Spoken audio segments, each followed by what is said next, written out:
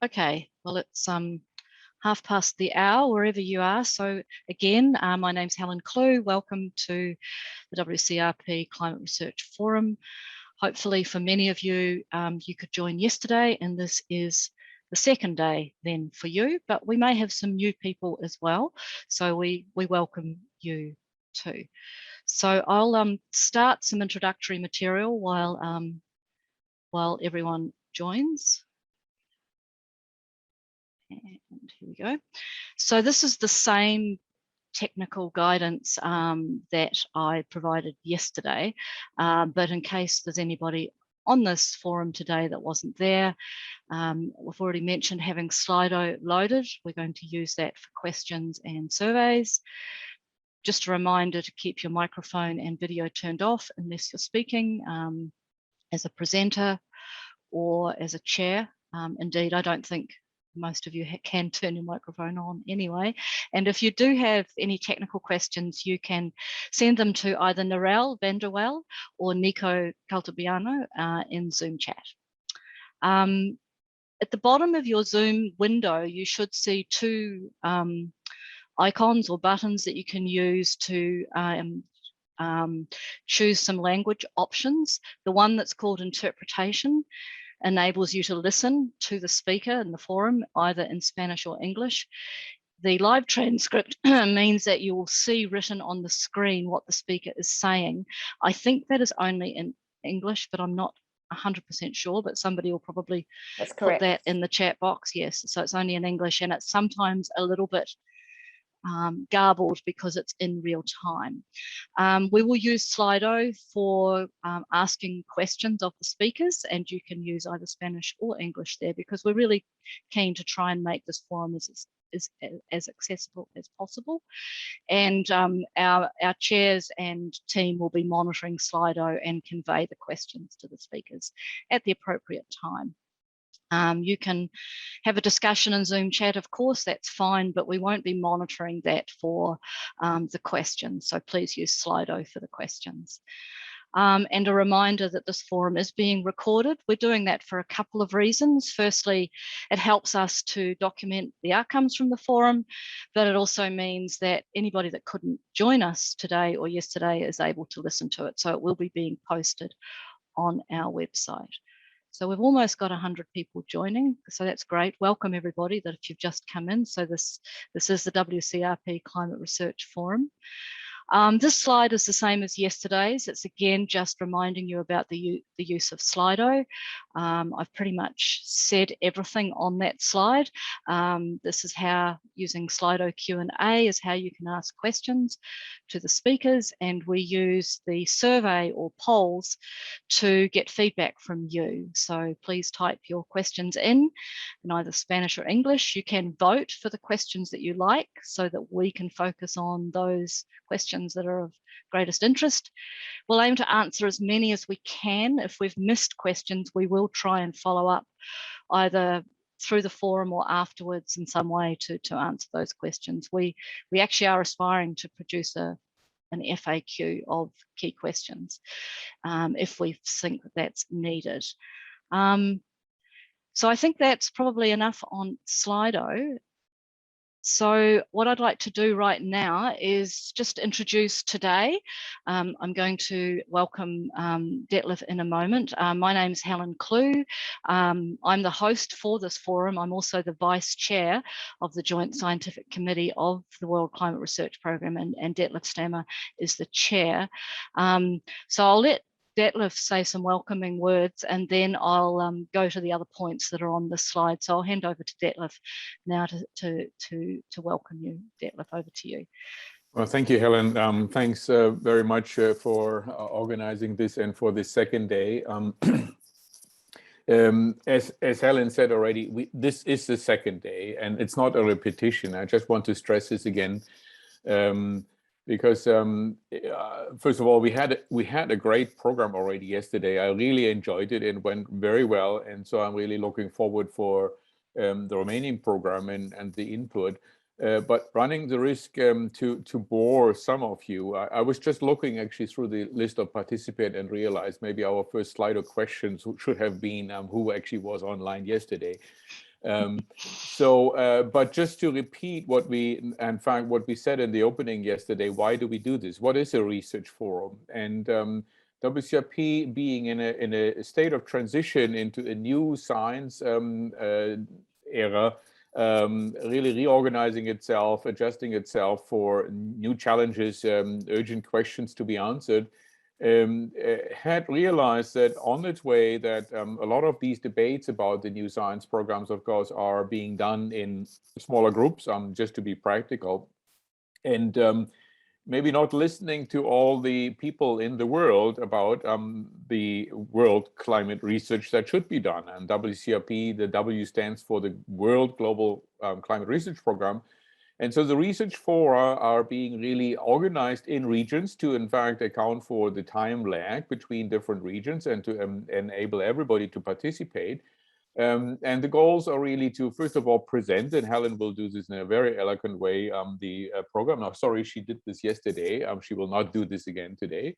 But we will continue along these lines. And so introducing the program on the one hand, but also hearing from you about ideas, about comments, about concerns, about anything related to WCRP or the climate research over the next 10 years. And if you didn't join yesterday, you have to jump in here now. But this is really the spirit behind it. And given all the interest in all the material that is going to be presented or has been presented already, this is a 2-day program, but it's really meant to be one research forum. It's not part 1 or part 2 or the repetition itself. And so just to give you a sense of what this is, and a lot of interesting questions came already in yesterday, and certainly very excellent presentations. And I'm really looking forward for today's program and also the discussion session, because the discussion sessions are really for us, for WCRP, a very important aspect to pull out your concerns or your input or your questions, or maybe even answer questions about how can I join WCRP in any way and things like this. And this is what we're really looking forward. Thank you very much, Helen, and back to you. Thanks, Detlef, and you do raise a good point. I hadn't consciously thought about the fact that there may be some of our audience today who didn't hear yesterday, and I guess I apologize that you are kind of jumping in, but hopefully you can catch up on yesterday's presentation online, because it will be posted soon. And as Detlef said, we're really looking forward to today's program, which I'll come to in a second. But for those of you who are return customers, as it were, you were there yesterday, we did leave you with some homework. We had a Slido survey called Slido poll number 3, and we had really useful and interesting feedback of that overnight. So I want to summarize that for you, but I'm not going to do it in this session because it will take me 10 or 15 minutes. And I think it will be a really nice way to finish today's overall program. So we'll talk about that in the concluding discussion. We're going to reopen survey 3. Well, actually it's open now. If you want to go in, you can still go in and put in your comments, and we'll stay open until the 4th survey, and then we'll reopen it again. So you can still go in and put in your comments and answers, and we'll include that in our analysis. So coming to what we're going to cover today, and I'm just a bit concerned that, here we go. So this is the program for today. Very shortly, we will come to session 4, which is a really nice session talking about one of our new core projects, the Regional Information for Society. And here I have to make a correction, because I realized that on one of my slides yesterday, some of our eagle-eyed audience noticed that I had societies plural. I apologize for that. That was a typo. It is society single. So, and so we've got two really interesting speakers there, and looking forward to that. And then session 5 is a roundtable, and we'll talk more about what its purpose is actually just ahead of session 5. But what we were trying to do here was, again, this idea of ensuring that we talk about WCRP's connections with other programs that are going on around the world, programs that are doing very complementary and synergistic science to what the World Climate Research Program's doing. And that was really the point of session 5. It has a focus on oceans, but it is about hearing from other programs and looking for the synergies between those programs and WCRP.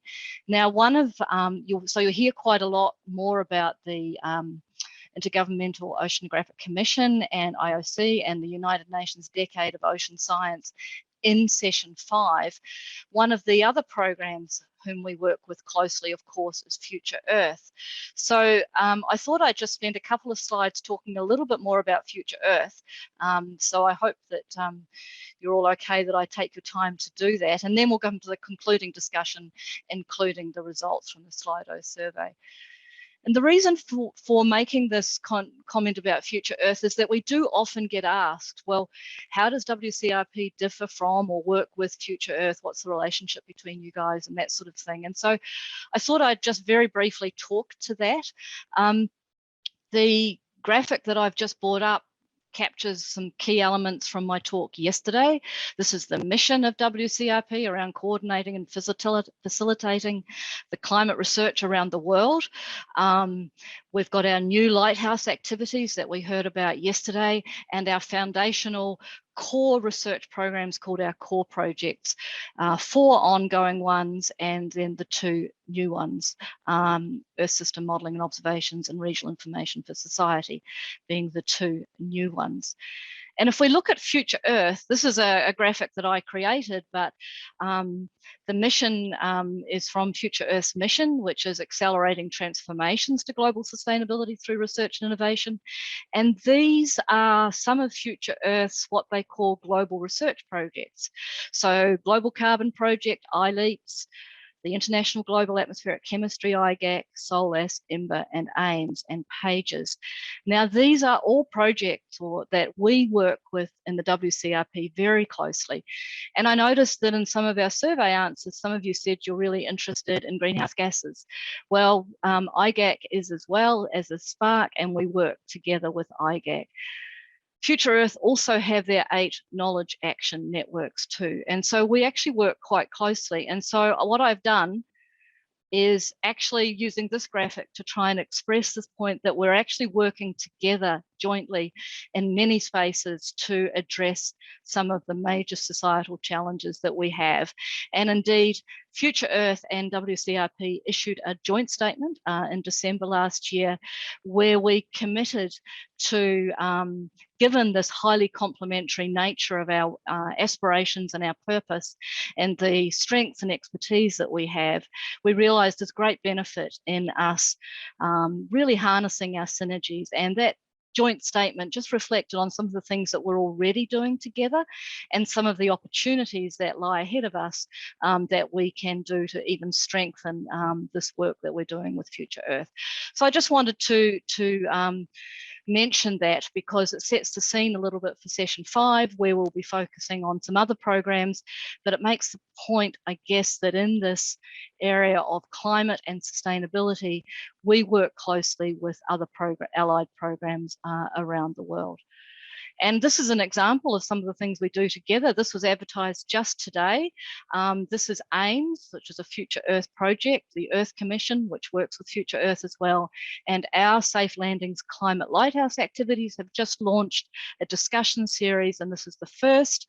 And you can go to that link there to find out more about this discussion series. So that's an example of the sorts of things that we do with Future Earth.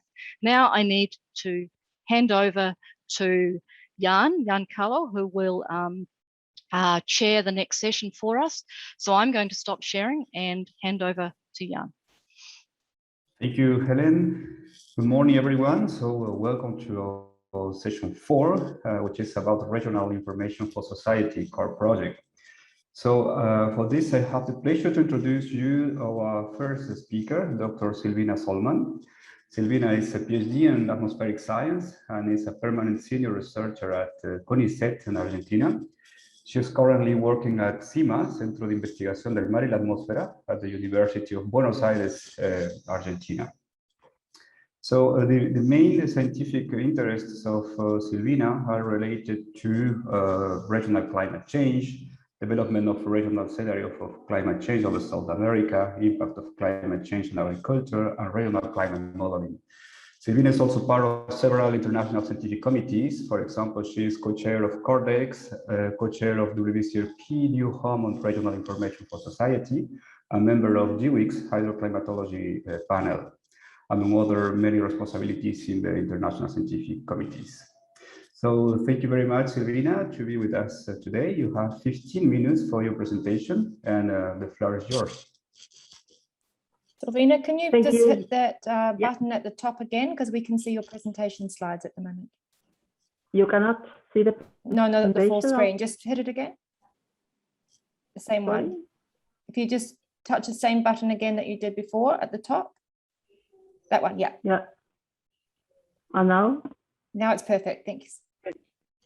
Okay. Okay. So good morning, everybody. Good afternoon for those who are in another time zone. I will talk about the new core projects, the Regional Information for Society, and also about CORDEX. So I will start with CORDEX, which is something that a project which is almost 10 years old within the Wcrp that many of you already know. CORDEX means Coordinated Regional Downscaling Experiment, and the co-chairs of this activity are myself and Daniela Jacob. So just a brief overview of what CORDEX is and what CORDEX envisions. The CORDEX vision is to advance and coordinate the science and application of regional climate downscaling through global partnerships. And there are several goals, including the improvement of the understanding of relevant regional and local climate phenomena, evaluating downscaling techniques, producing coordinated set of regional downscaling projections worldwide, and foster communication and knowledge exchange with users of regional climate information. So in that sense, and if you remember Helen yesterday's talk, CORDEX is strongly related with the pillar number 4 of the strategic plan, the WCRP strategic plan on reaching climate science with society. And CORDEX is part of this new core project, the Regional Information for Society. I will briefly touch upon these details. You know, CORDEX includes several domains where the coordinated experiments are already available for reproducing climate, present climate and future climate for different scenarios.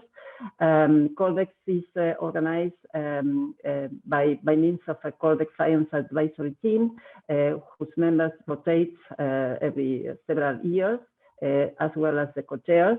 It has several points of contacts, 44 members all around the world who engage the regional climate society and I mean the research members in the community. And there is an international project office who is Irene Lake, he's here now, and hosted by the SMHI in Sweden.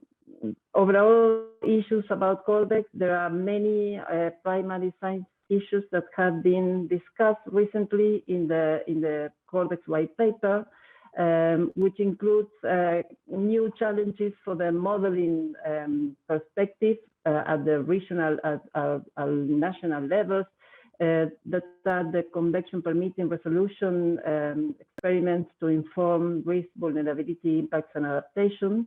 The more complex regional Earth system models to include the human dimension, the idea of merging dynamical and statistical downscaling products to better inform society on the future impacts of climate change. And on the other hand, there are several frontier research that have been launched since more or less 5 years ago, and they are still running, which are called the flagship pilot studies. These are local or regional studies trying to seek for new methodologies and new ways of understanding better the climate change signal over the different regions. So they focus on regional to local streams, to the South Pole region, to convection permitting, to land use change, urban areas, aerosols, and all that kind of things. Another very important activity within CORDEX is the capacity building activities. Many of you have already participated in regional training workshops all around the world. And there is the new protocol for downscaling the CMIP6 global model simulations. Moving forward on what is available from CORDEX, you know that CORDEX puts available the model outputs for all the different regions of the world. They are freely available through the Earth System Grid Federation system and Copernicus Climate Data Store. And I would like to mention the important input that CORDEX have done to the IPCC Atlas and different chapters by means of the use of the CORDEX core simulations, which are a set of simulations at 20 kilometers resolution for different covering different areas of the world, the areas that you see over there.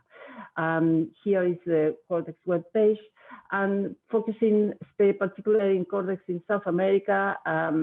This is just brief. This is a list of simulations available. It's almost around 37 simulations, and you can see different combinations of regional climate models driven by different global models for different RCP scenarios, and you have different resolutions as well. There are also other activities related to flagship pilot studies. In particular, one flagship pilot studies focus on the Southeastern South America region, with a focus on the extreme precipitation, gathering downscaling from dynamical and statistical tools. And also the capacity building activities that have been running in South America since 2013, and these are some examples of these activities. CORDEX in South America has a mailing list with most of many members from the South American, Caribbean, and the whole Latin American area, and whoever wants to be included in that list can send me an email to be included there. And to finalize with CORDEX, I'd like to highlight the points of contact for the dynamical downscaling. There you have Rosemary Porfirio de Rocha and myself, and for the statistical downscaling, Maria Laura Betoli can be reached for any question you have.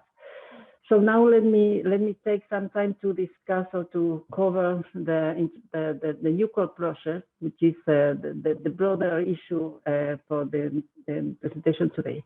The Regional Information for Society core project is co-chaired by 3 people: myself, representing CORDEX, Sarah Pryor, and Bruce Hailstone. The context of this new core projects has to do with the new vision and the new item that the Wcrp strategic plan needs to pursue during the next decade. And mainly, I'm talking about mainly this 4th objective, which relates on how to bridge climate science with society. So they need this new core project has this goal: just push strong integration across the Wcrp and add value by providing regional information that meets societal needs. This is the goal of this new project. We have a short history started in 2019 with the idea of trying to gather all the regional activities and see how the Wcrp was leading or was leading with this interaction with society, which occurs at the regional level. We started with a regional task team trying to develop a concrete plan and to dialogue with the different actors within Wcrp leading with this kind of issues. Then things evolved, and in 2010, the Joint Scientific Committee, Wcrp Joint Scientific Committee, recommended to settle a core project for leading with these issues. We have had different planning meetings to reach to the status where we are now, and we now have a interim coordinating group led by the 3 co-chairs I mentioned before, a working group on building blocks, which have been discussing how different components of the Wcrp and other issues may interact and may fit the main the core activities of this core project, and we have a governance planning committee. So now we are discussing the mission and vision and the science plan and the structure, and it will be an open call for an international project office. So to have a better idea of what we are trying to pursue, the strategic goals and outcomes of the Regional Information for Society core project are listed here. I would like to comment some of these main issues. Our objective is to enhance societal value of regional climate information, with the principles of facilitating and catalyzing research for actionable climate information. This is something that has been partially done within different Wcrp activities, but here we want to gather all this knowledge and to develop new knowledge to be more efficient in providing this actionable climate information. To undertake this research is needed in order to integrate the base available science, to incorporate decision contexts, and to engage with co-creation and co-production framework. This means that this new project will have strong connections with the stakeholders communities, because the only way to move forward towards this goal is to work together. So the science foci includes research questions relevant to regional information about the physical climate systems. This is something that the Wcrp has been doing very, very well during the last years. But we need to move forward with a co-production, with the interaction with and integration of social science, communication, ethics, and values. So these foci include understanding the climate drivers of the regional climate variability and change and related impacts, integrate across approaches producing climate information, and I mean approaches includes global models, regional models, statistical models, observations, conceptual models. So everything is Sylvina, 2 minutes left. Yes. Okay. And finally, and importantly, is the learning from society's decision makers, including policy communities and other stakeholders. So the science plans and the desired outcomes includes or seeks to advance in understanding this stakeholder and climate service landscape, the dialogue with stakeholders on context relevant climate information, the articulations of skills and uncertainty in the regional prediction and projection, And on the decided outcomes, I would like to highlight the enhanced reduction of systemic risk to climate change and variability. And you can read the rest of the points listed here. And let me add that CORDEX is a core component of this. To finalize with this presentation, I'd like to mention the structure of the RIfS is thought as with 3 big blocks. One is the internal board, one is the assembly of allied Wcrp core and lighthouse representatives, the core projects and the lighthouse activities that you already heard about, and an external board with regional representatives and stakeholders, which is the best way of trying to gather the knowledge needed that we need to work on. So we finally envision some partnerships to meet the overarching goals, including social scientists and communication specialists, who proactively engage with both the climate science and vulnerability, impact, and adaptation communities, target initial pilot regions to catalyze joint activities and develop community interfaces, and open discussions with appropriate regional activities and organizations, exploring ideas for external resources with different umbrellas like Bezos Earth Fund, Belmont Forum, etc. So I am done. Thank you for your attention and open for questions. Thank you. Thank you very much, Sylvina. I just recall to the audience to use the Slido system for asking your question that will be answered at the end of the second presentation. So for the second presentation, I am very glad to introduce you Dr. Germán Poveda.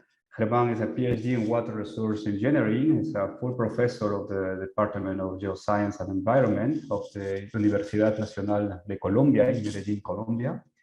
His main research interests are related to hydrology and hydroclimatology, water resources, climate change, and climate variability and their impact, including hydropower generation, agriculture, water supply, natural disasters, and transmission of tropical diseases.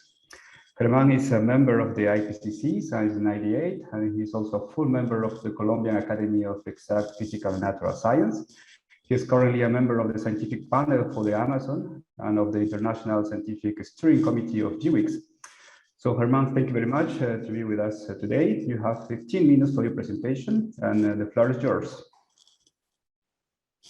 Thank you, Giancarlo. I'd like to make sure that you're seeing my screen.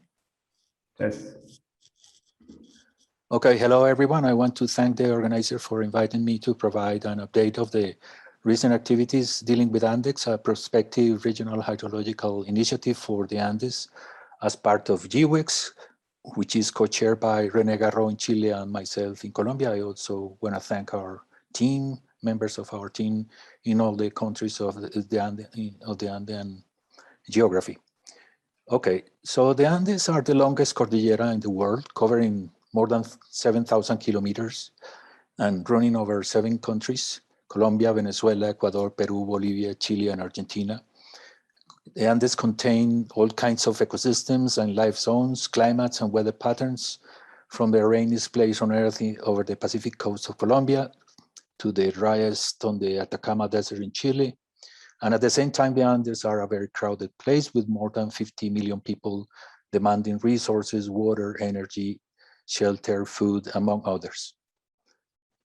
Climate and weather in the Andes are controlled by a large suite of atmospheric circulation patterns in and around South America, including the intertropical convergence zone, several low-level jets, aerial rivers, mesoscale convective systems, and the dynamics of tropical, subtropical, and extratropical systems, causing a great deal of weather patterns and their associated high-impact events like floods, droughts, heat waves, floods, with strong socioeconomic and environmental impacts. And of course, the Andes is connected with the Amazon River Basin. They conform a coupled system because the low-lying Amazon exports water vapor to feed rainfall over the Andes, and the Andes export river flows, sediments, and nutrients to the low-lying Amazon.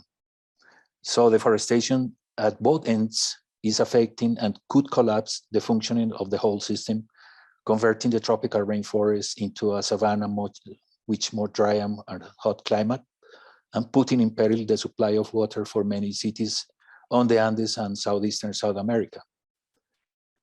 The Andes are also connected with the Pacific Ocean by low-level jets, atmospheric rivers, and weather patterns that are associated with floods and droughts in South America.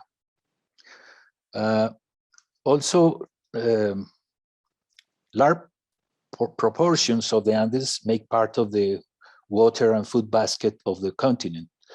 Glaciers and the high Andean ecosystems like Páramos, for instance, provide water for many important cities, including Bogotá, Quito, Lima, La Paz, as well as for irrigation and agriculture, which sustain food security in the continent. At the same time, intense storms from mesoscale convective systems, summer convection, and atmospheric rivers falling down over the steep and populated terrains of the Andes are the perfect recipe for disasters. And of course, as my talk makes part of RIfS, this is very important for us because many other applied issues are associated with this climate and weather patterns in the Andes. For instance, hydropower generation, which is very important in the Andes, of course, ecosystem services, of course, human health.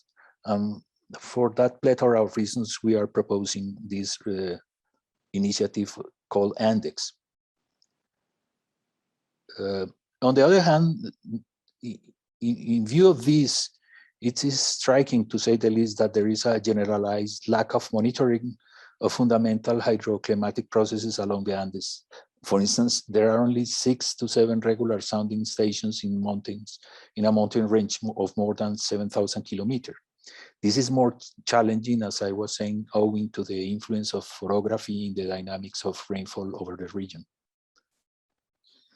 For these reasons, we have proposed to establish a regional hydrologic program of GWEX focused on the Andes of South America. We had a foundational meeting in Medellin, Colombia on December 2017, where we decided to prepare a white book with the current knowledge and the main research gaps regarding the hydroclimate of the Andes and discuss further steps. That was 3 years ago. Then we had in October 2018, we had the first ANDEX meeting in Santiago de Chile, along with the meetings of GWEX hydroclimatology panel and in ARCH with more than 30 participants. We also have a workshop in Quito, Ecuador in April 2019 to discuss the advance of the chapters of the ANDEX white book. Other activities include oral and poster sessions at the 2019 AGU fall meeting in San Francisco, and also in the virtual meetings of the 2020 and 2021 EGU meetings. And as a result of these activities, we came up with these 3 overarching questions to guide the scientific and agenda of ANDEX.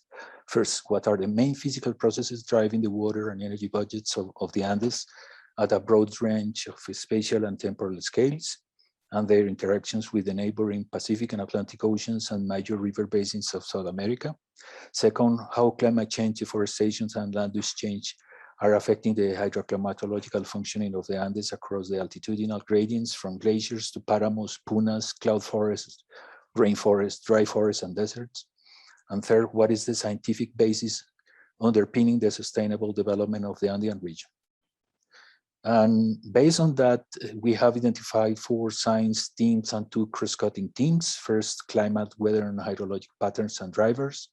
Second, the hydroclimate and environmental land use line changes. Third, the high impact weather events for the Andean cryosphere. And then observations, data, and modeling, and science underpinning sustainable development as cross-cutting themes.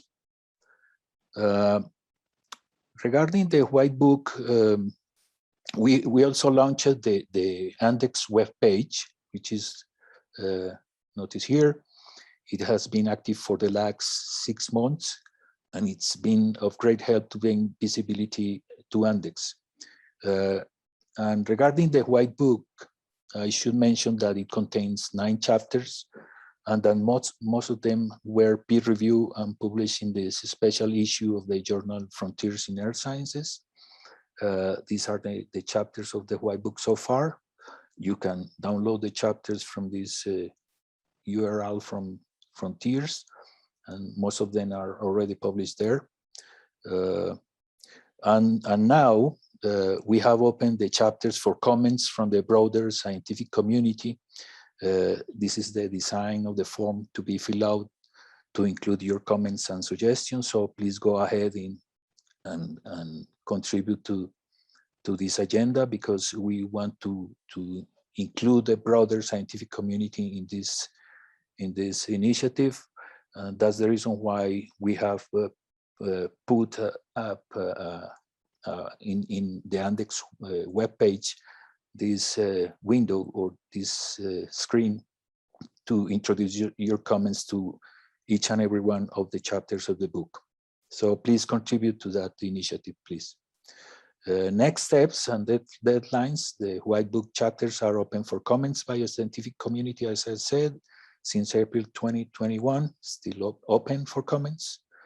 Then we need to distill and synthesize such comments to include and to prepare the implementation plan.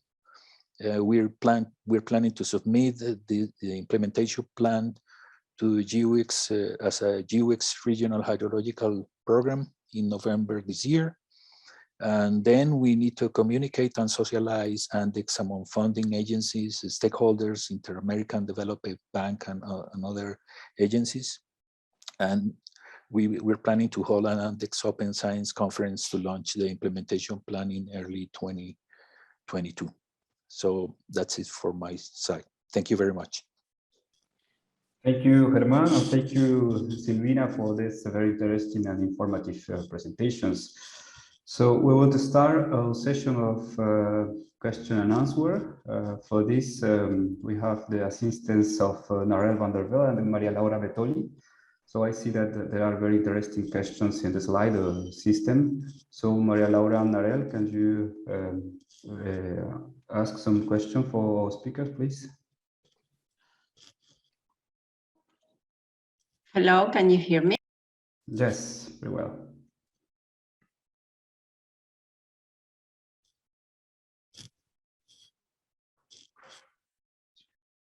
Maria Laura, I think you might be muted. You're muted, yeah. And now? Good. Yes, that's now, perfect. now it's okay.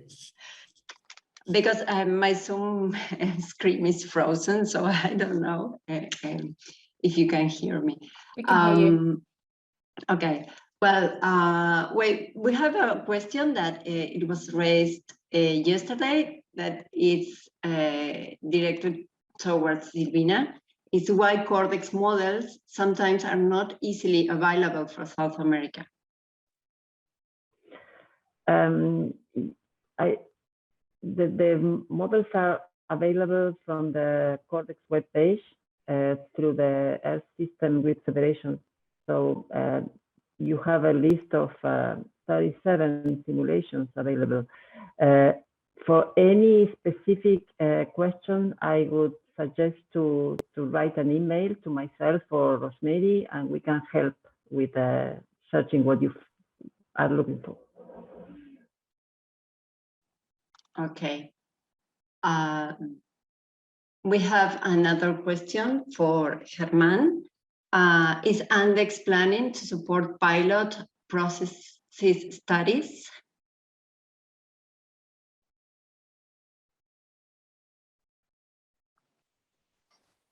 Yeah, as I said, ANDEX is still a work in process, and we haven't defined it yet, the final implementation plan. But this is the time to suggest, to comment on the chapters of the white book in the ANDEX webpage, as I said. And of course, one of the most interesting parts for us is the establishment of monitoring systems of the whole hydrologic cycle and the climatological cycle because of the lack of many variables and processes involved in the water and energy balances, but also in atmospheric dynamics.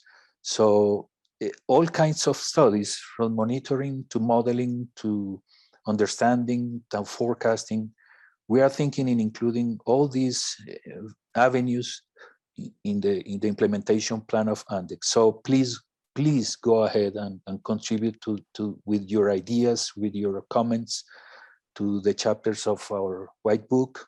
It's open for comments from the broader scientific community. So I urge you to go ahead and contribute with your comments and ideas, because this is the right time to add your comments and ideas in the implementation plan of ANDEX, which is going to be submitted next November. Okay, thank you, Germán. Silvina, will the Regional Information for Societies studies assess indices of social vulnerability to climate risks? This is a too specific question. We are not yet there. We are discussing more general issues on how to engage the societal component for co-producing the information needed to take decisions. But of course, this is a nice example of how to do this. But yes, it is still open. Okay. Germán, there is a question about the data that is maybe recurrent, a recurrent question. The principal lack to understand the hydroclimatology of the ANDEX are the data. How explain the uncertainties considering this lack of data on the WB water balance? Yes, of course. Yeah, that's very important, because we cannot do science without data. So, and of course, monitoring networks of all kinds of hydroclimatological variables are going to be included in our proposal, with very specific scientific questions, of course, in mind. But as I said, in one of these chapters of the white book, which is already published in Frontiers, there is a chapter associated with existing data, existing monitoring networks of different hydroclimatological variables. And of course, there is information. Of course, the hydrometeorological services of the region have been invited to be part of this initiative. And we recognize that we are very still we are in the early stages of the process of getting complete coverage of hydrometeorological monitoring stations and networks in the Andes, and of course this is going to be very important in the implementation plan, that because we need to establish what kinds of hydrometeorological variables at what time scales with what coverage, because as I said, it's amazing that in a cordillera of more than 7,000 kilometers we only have 6 to 7 stations for sounding. So especially having into account the importance of orography in rainfall and extreme rainfall and floods in a region like the Andes. So I invite you to take a look at this chapter of the white book as a published paper in Frontiers to have a sense of the situation in terms of what are the monitoring networks and what kind of hydrometeorological measuring networks we have. But also we in these papers, in these chapters of the white book, we wanted to include the most important gaps in terms of scientific questions, but also in terms of monitoring necessities over the region. Okay, great, because I think providing data is also a way to contribute to the project. So the data it's very important. Silvina, we have here a popular question. When are the RCM simulations driven by SEMI 6 GCMs planned to be ready?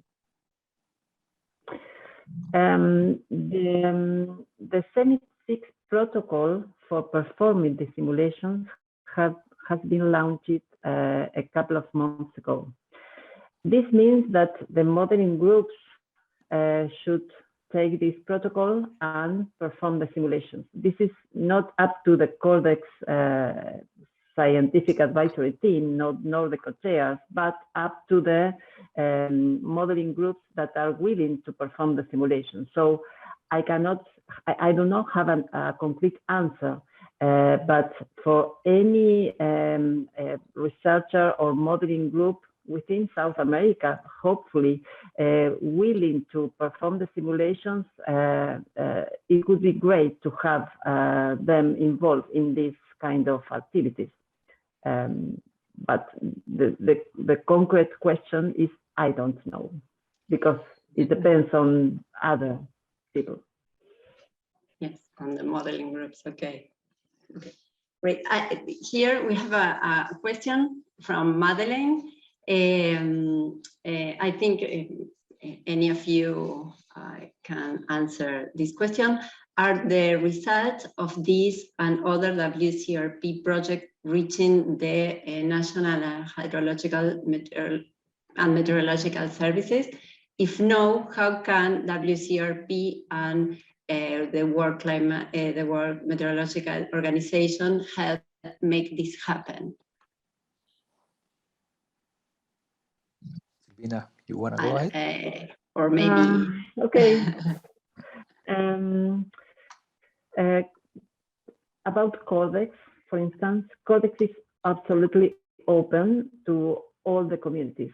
Maybe one way of reaching more specifically the National Weather Services would be to involve them in the discussions and invite them into the open scientific advisory team meetings that CORDEX have every year. On the RIfS side, I think this the National Meteorological Service may be involved in the broader group. I mentioned 3 different components structuring the RIfS leadership.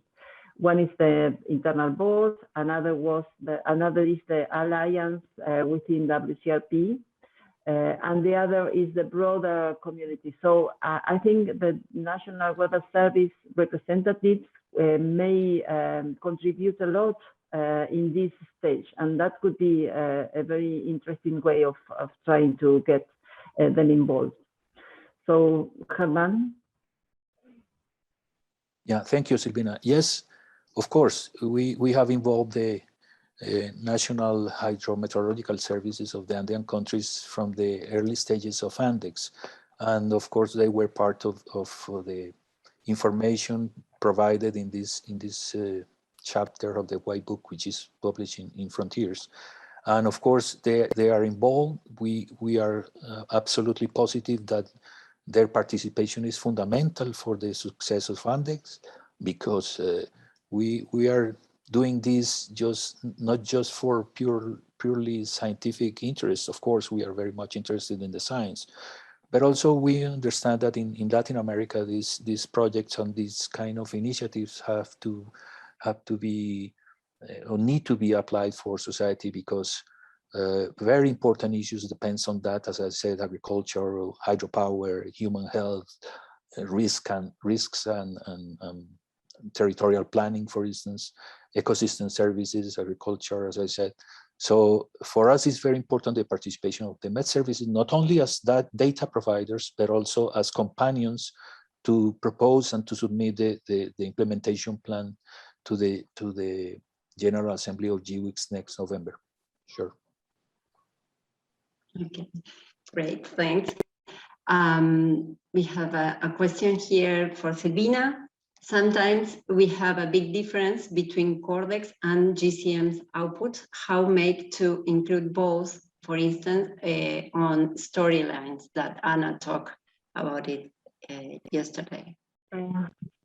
This is a very, very specific question. We expect to have differences in the regional climate change response from the high resolution models. And this is, there are very studies that highlight these differences as added value issue because of this problem that the higher resolution climate models are able to capture processes that the global models don't. So that there is a different response, and it is expected to have different responses. So to fit that idea into the storylines, and the storylines is very interesting because it makes you to understand why the regional climate change signal is what it is. So it is an excellent example to see why the global model is providing a certain signal different from the regional model. Because you have all the elements to try to figure out why is the precipitation increasing or not. So I think it's even better to have. Well, I don't know if better, but it's even very interesting to try to understand if there are differences in the signal.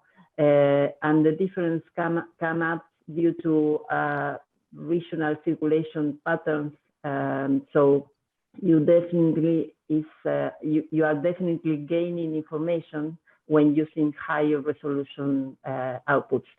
They may come from regional climate models. They may come from statistical downscaling techniques, whatever. But the higher resolution is making the difference. I don't know if this helps. Yes, of course. Germán, we have a question that is maybe connected to the RIfS and the CORDEX. Is a coordinated modeling experiment across the Andes planned in the ANDEX activities? Yes, of course, but as I said, it's open to your suggestions. We welcome your comments, your suggestions. We are still in time to add your thoughts and your thinking about the main issues here. But of course, we are thinking in a thorough process from monitoring networks through modeling and forecasting processes, and passing through understanding.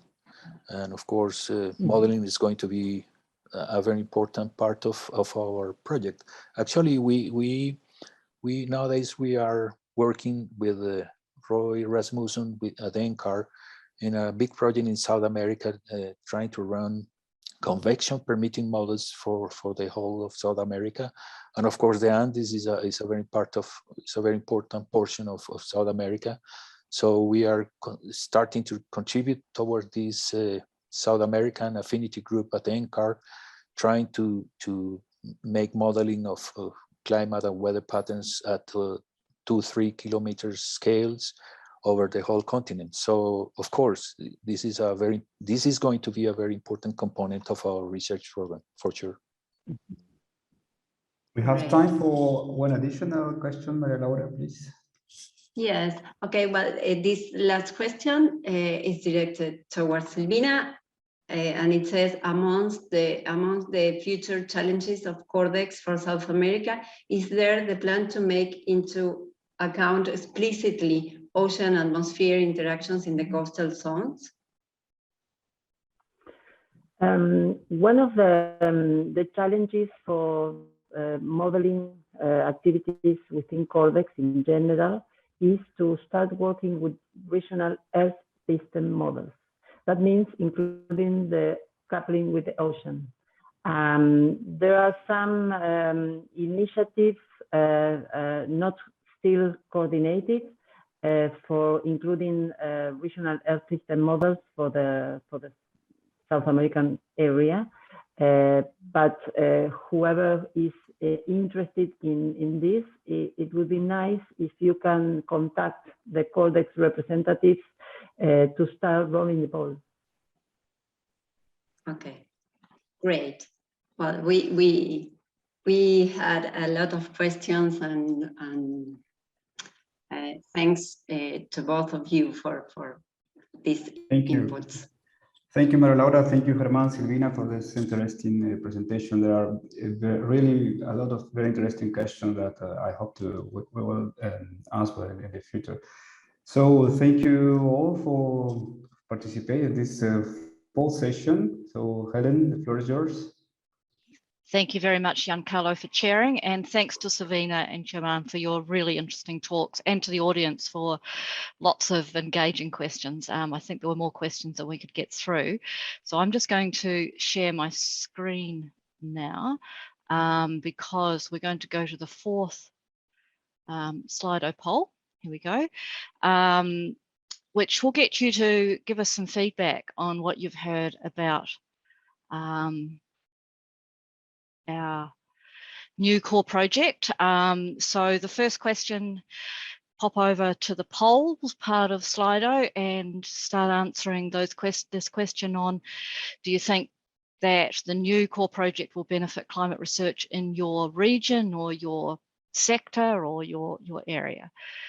So I will just let you answer those ones, and then I'll go to the next.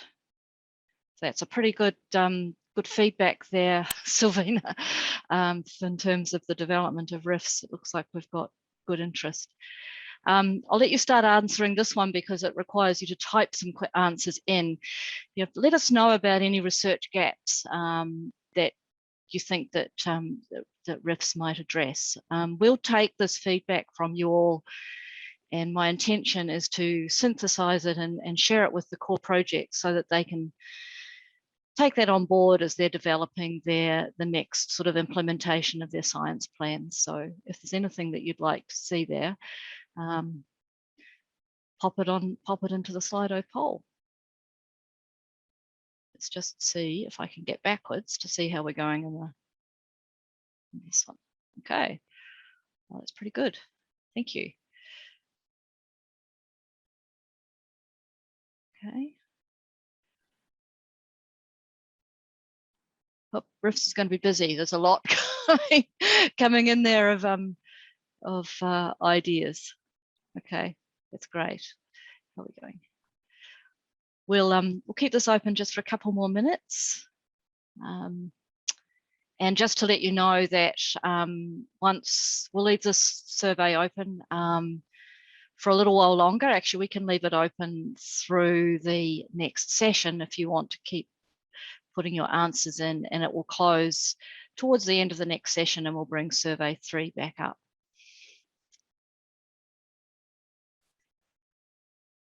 So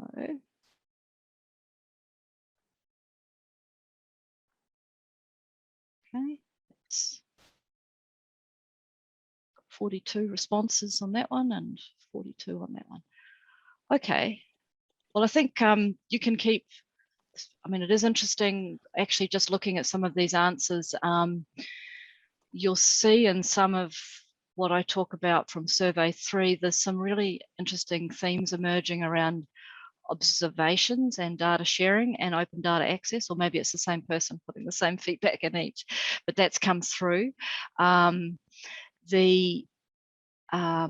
I've seen a few comments around communication and making sure that we're training not just researchers, but also people who are using the data. This connection between the climate science and the climate information and the users, whether that's in the agriculture sector or the hydrological sector, that's something that I've seen come up as well. So there's some emerging themes coming through. But I'll move on now so that we don't get behind time. And so we're coming now to the roundtable. I've already briefly described it, and I'm going to stop sharing my screen And I'm going to hand over, well, and I'll stop speaking as well, because I'd like to hand over firstly to Boris, one of our lead regional focal points, who's going to briefly describe the goal for this roundtable, and then he'll hand over to the chairs. So Boris, the floor is yours. Thank you, Ellen. Yeah, so let me introduce briefly the scope of the roundtable. So broadly, this roundtable is meant to exchange ideas and discuss new activities and opportunities being developed by communities of scientists, programs, or institutions in order to foster the connection between research and ocean solutions. The purpose is first to provide to the audience an overview of the ongoing research programs Hriban in relation with the ocean, and first and foremost those in the frame of the Decade of the Ocean Science of the United Nations. This is also aimed at informing on further opportunities for collaboration. It is also about elaborating on the knowledge systems we might need to meet the scale and urgency of ocean challenges. In other words, what is needed to develop ocean solutions. This roundtable is also about discussing how Wcrp can help reducing differences between the global north and the global south in terms of training in ocean science, observational capabilities, operational oceanography, computing capabilities, and any other topics that may emerge from the discussion and questions today. So Ken and Regina, the floor is yours. You may now introduce the keynote speakers.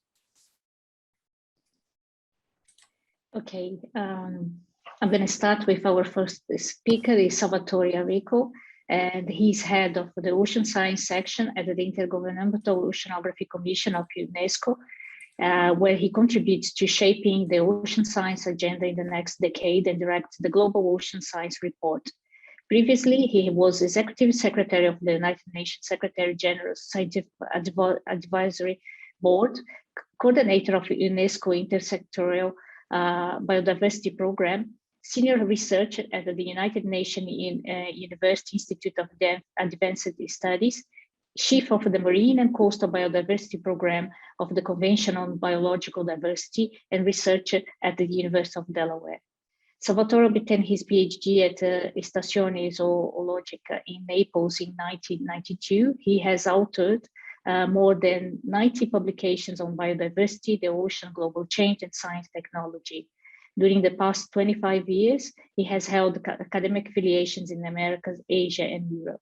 Among Salvatore's achievements are building scholarly evidence demonstrating the need for biodiversity beyond national jurisdiction agreements, making a successful case for the inclusion of a dedicated ocean chapter in assessment reports of the IPCC, and contributing to the creation of the Intergovernmental Panel on Biodiversity and Ecosystem Service. Without further ado, the floor is all yours, Salvatore, and thank you for being with us today.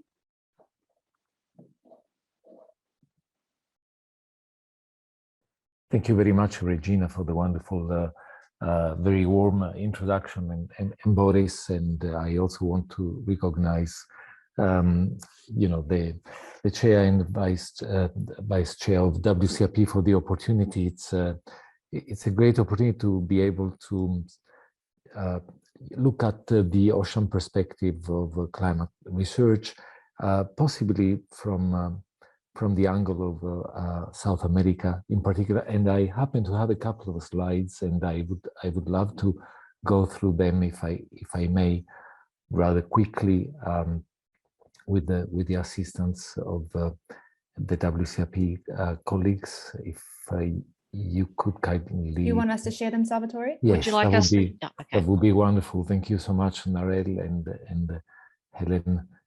Yes.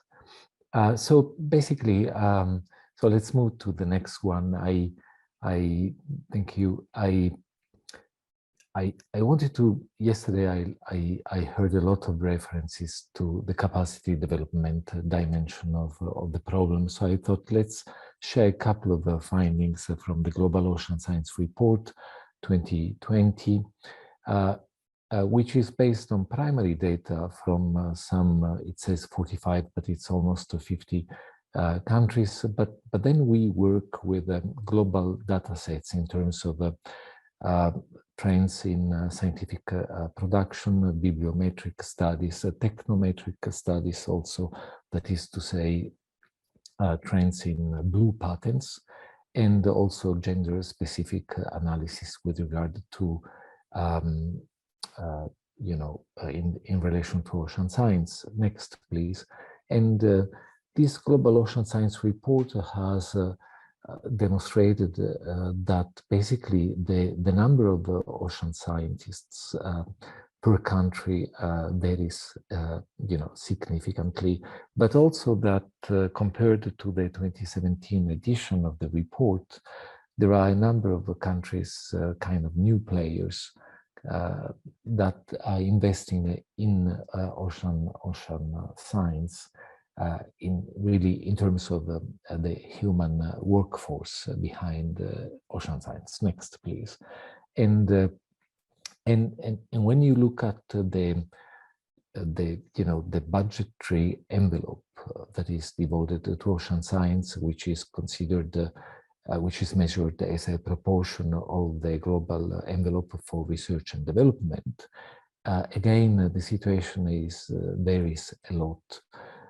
And on average, you have a rather ridiculous percentage of the budget that is devoted to ocean science. It's 1.7%, with countries investing, from pretty much nothing all the way to almost 12% of the research and development envelope. Next, please.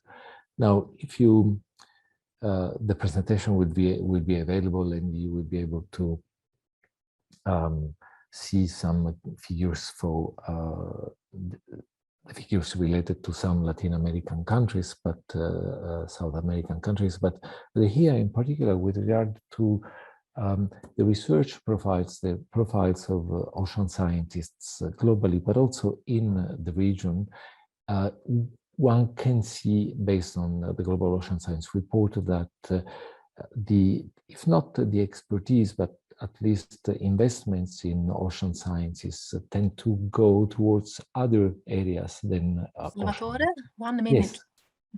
Yes.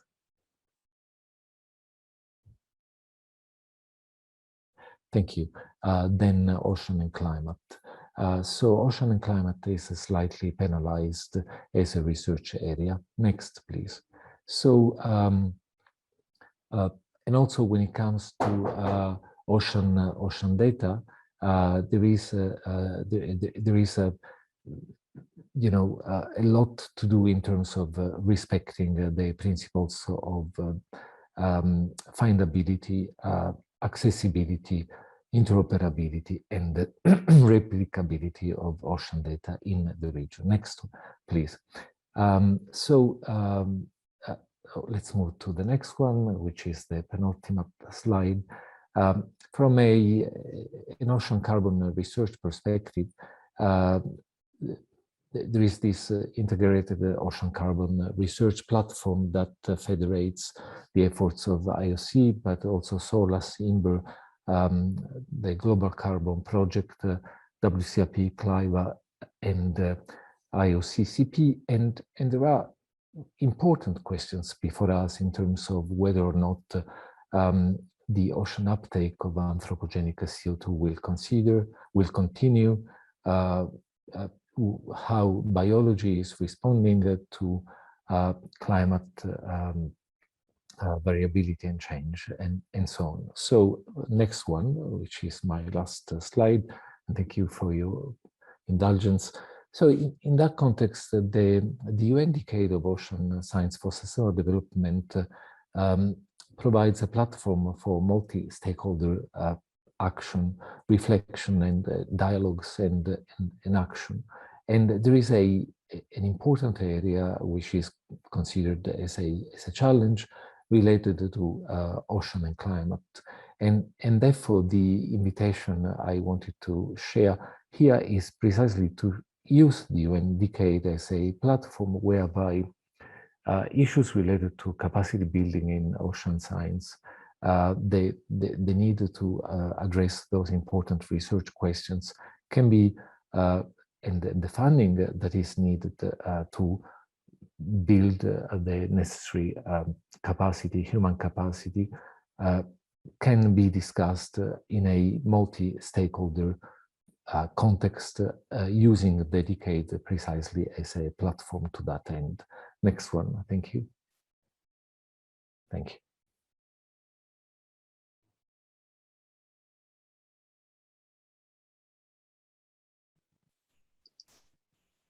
Muchas gracias, Salvatore. Bueno, quisiera antes de seguir reconocer el importante esfuerzo realizado el Wcrp para la inclusión en este foro de Sudamérica, de poder contar con interpretación simultánea entre español e inglés. Así que voy a hacer la introducción de nuestro siguiente orador en español. Nos acompaña Emmanuel Dilorenzo, que es profesor y director fundador del programa de Ciencias e Ingeniería Oceánica en el Instituto de Tecnología de Georgia y presidente y cofundador de Ocean Visions. Obtuvo su PhD en 2003 en la institución de oceanografía RIfS y realizó trabajo postdoctoral en la Universidad de California en Los Ángeles de 2003 a 2004. Emmanuel es reconocido como un experto mundial en la dinámica y el clima del Océano Pacífico a gran escala y a escala regional.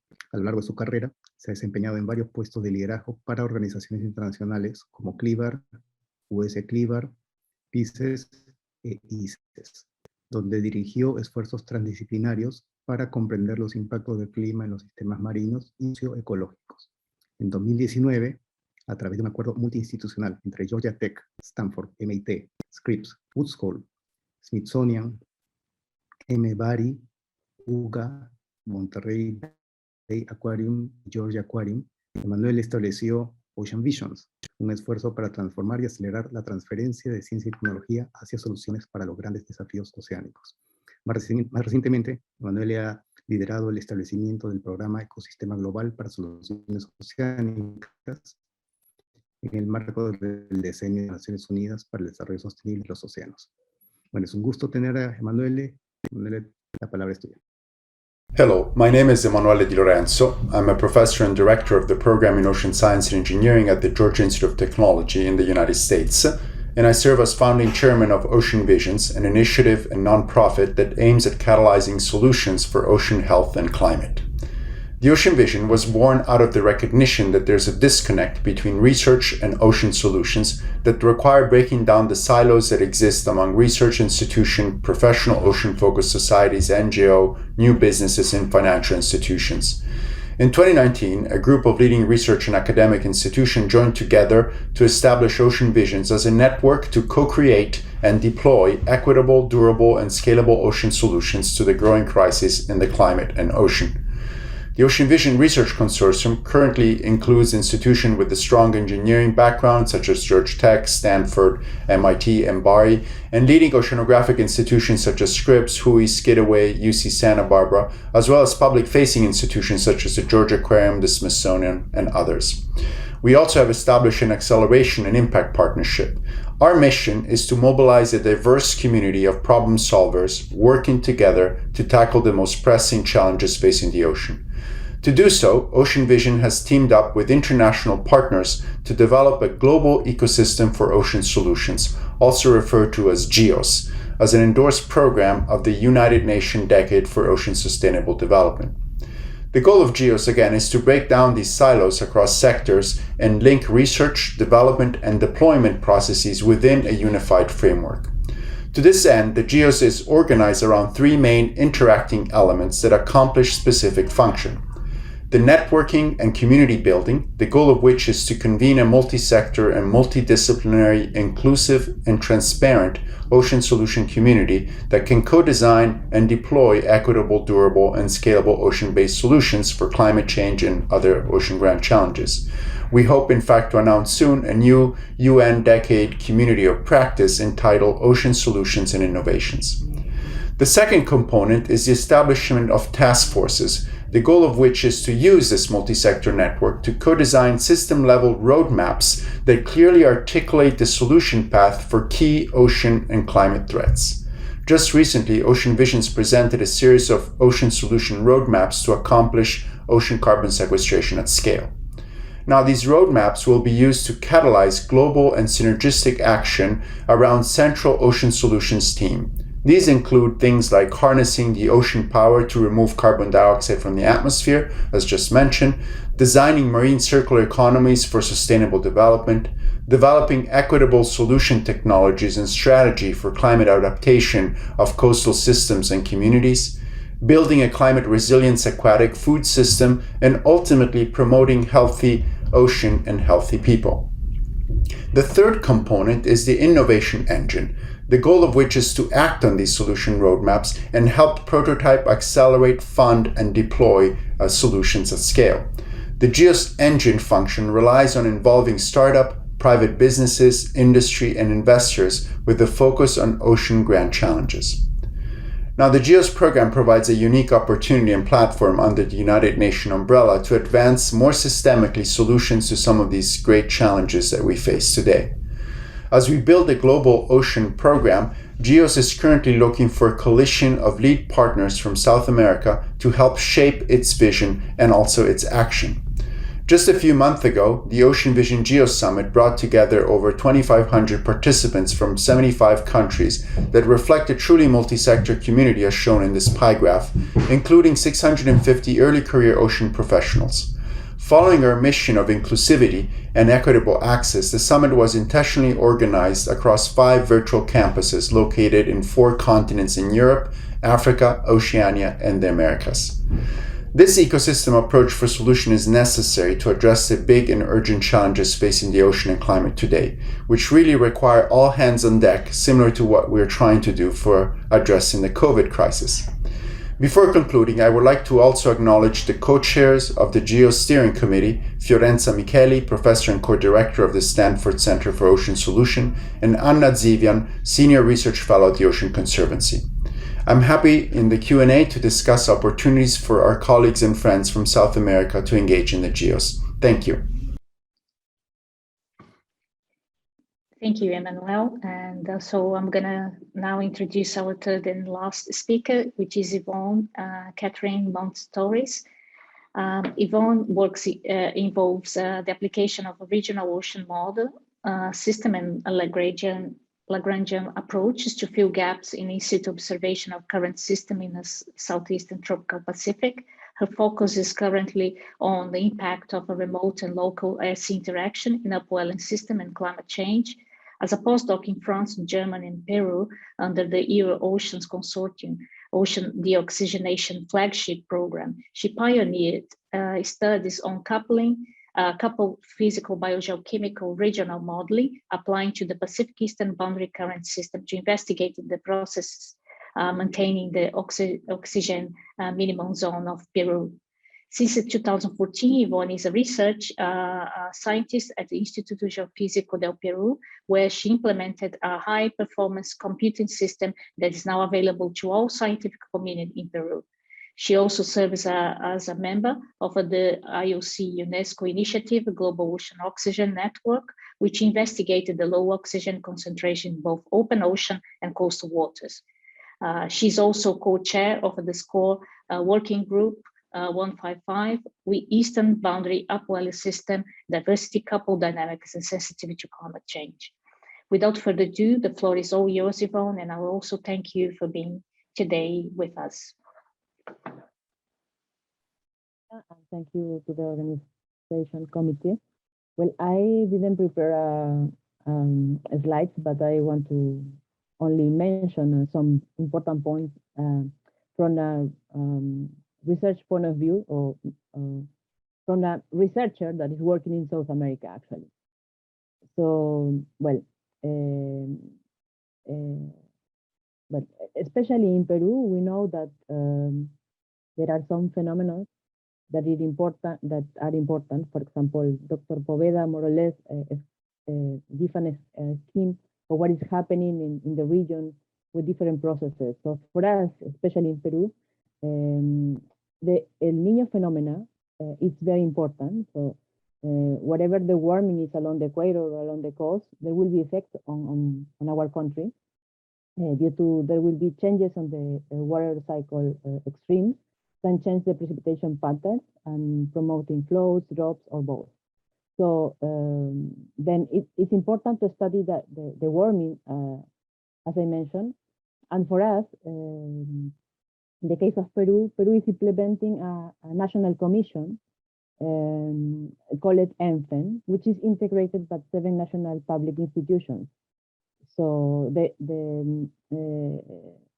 goal or the objective of this commission is mainly to study and analyze the El Niño event by monitoring key indicators according to the competition of each institution to achieve a better understanding of it, to be able to predict it and determine its probable consequence. So another objective is to coordinate, recommend, and advise about the event at the national level, and as a third objective is to coordinate at the international level the issues related with the national commission called ENFEN.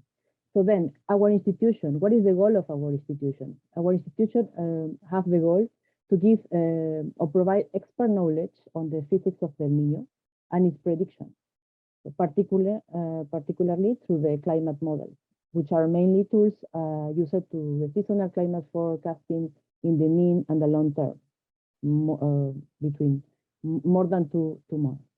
So then our goal is to contribute in implementing models to help us to understand processes and predict the events. For example, we now are working in the regional atmosphere ocean model that is the developing is in progress. So thinking on, we have that objective, our institution promote or through the researchers implemented at a high performance computer facility to provide computational time for our studies, but also serve to build capacities on numerical models at the national level. So we give computational time to the researchers and the students that are attached to a no-profit institution. And also we give some lessons on numerical models, because in our universities at the undergraduate level, there are not numerical model courses. So we need to build that capacity in our country at least. And I probably is the same for the rest of South America. So then we took two paths. One is to implement facilities to build the capacity, but the other side, we need to get the information or data to know the processes, to monitoring the events, but also to fit the models. So then we, through the international community or the international collaboration, we implement different, we are on the way to implement different projects to try to collect information and provide to the global database. Ivana, 1 minute left. Okay, I'm almost close. So then this is more or less the path that we are follow to implement projects that help us to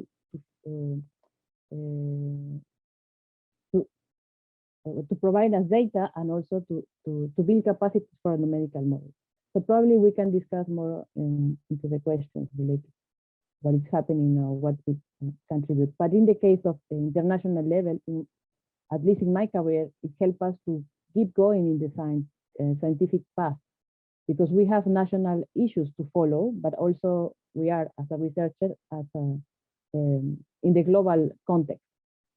So this is all what I wanted to share now.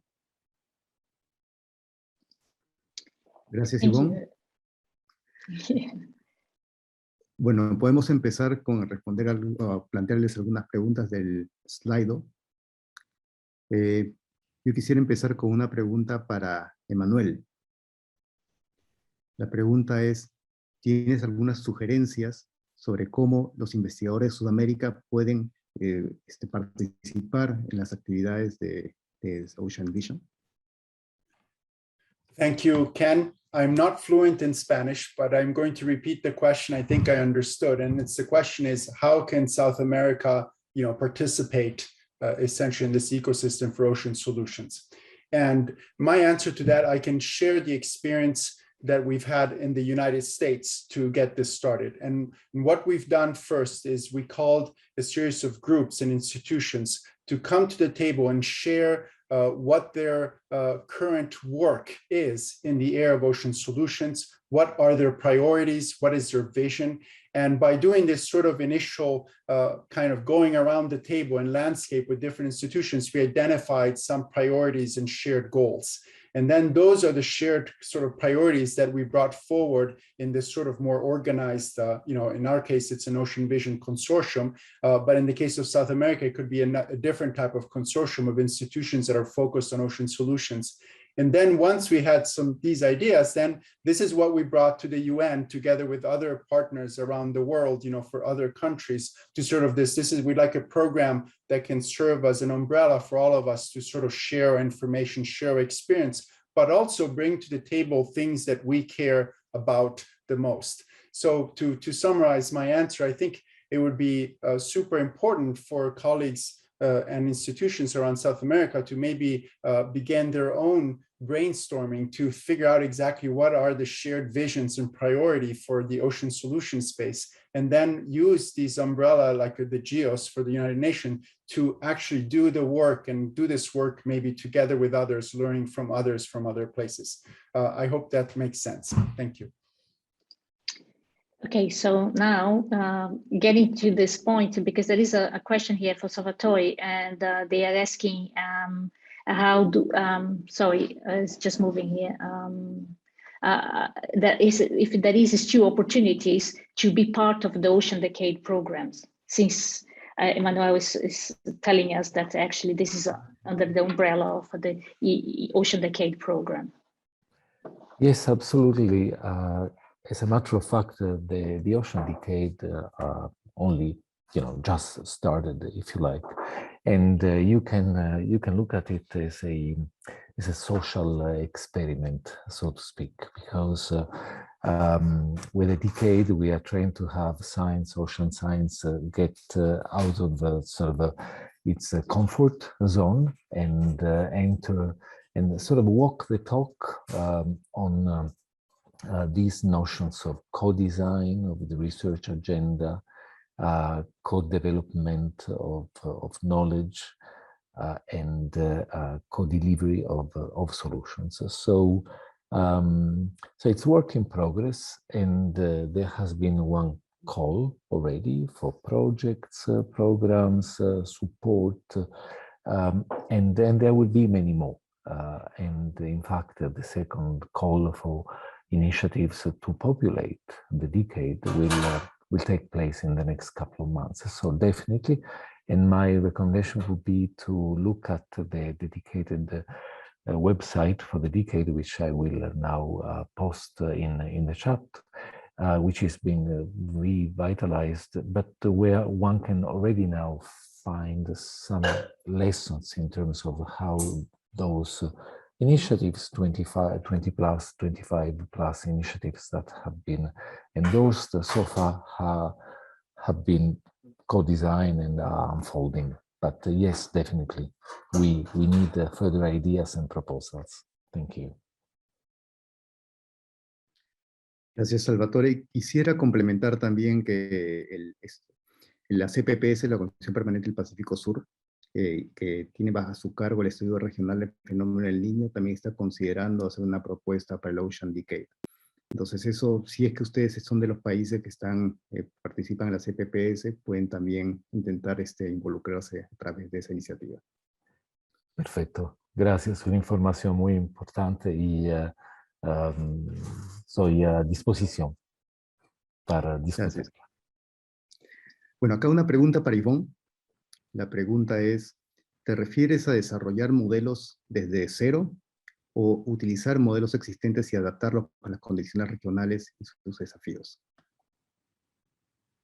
Gracias por la pregunta. Voy a responder en español, ya que Ken la hizo en español. En realidad estamos implementando modelos acoplados océano-atmósfera en base a dos modelos que ya existen, ¿no? Dos modelos de complejidad intermedia, uno del océano y otro de la atmósfera, y lo estamos implementando para la región del Pacífico subtropical este, donde básicamente utilizamos las salidas de modelos globales o diferentes escenarios, y estamos viendo el que tiene mejores resultados para el lado del Pacífico, ¿no? También estamos implementando o utilizando modelos, los modelos globales para analizar los sesgos que hay justamente en el Pacífico tropical este, que es un sistema de borde oriental, y que mientras que el modelo global te indica un desvío significativo, regionalmente son otros procesos los que probablemente les están faltando, dominando. Entonces lo que estamos haciendo es, en base a dos modelos que ya conocemos y hemos estudiado bien para la región, implementando un modelo acoplado para el sistema, ¿no? El objetivo es que en 2 o 3 años podamos tenerlo y mantenerlo, y que nos ayude a las predicciones de la tarea que tiene como parte de la comisión EFE, ¿no? Thanks, Ivan, for your answer. And so the next question then I'm going to ask it to Emmanuel. How do you develop the whole roadmaps for these ocean visions then, and if you have any thoughts about it? So the roadmap concept, it comes from what's called the design thinking theory, and the idea is to convene a multi-sector group of experts to focus on a grand challenge. One example that I can bring to the table is ocean carbon sequestration. We've just seen from the latest IPCC report a call for, not just mitigating carbon emission, but also, extracting some of the carbon from the atmosphere and potentially using the ocean as a way, using its power as a way to sequester.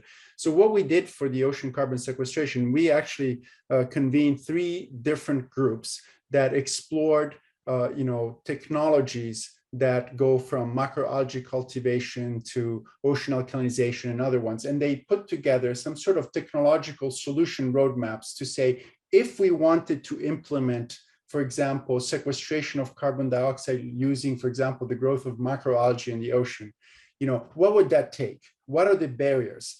How do we get from A to Z, essentially? And what are the research gaps, the policy intervention, the priorities? And these maps were essentially built by bringing to the table experts from the different groups, including also the funders, including some government people.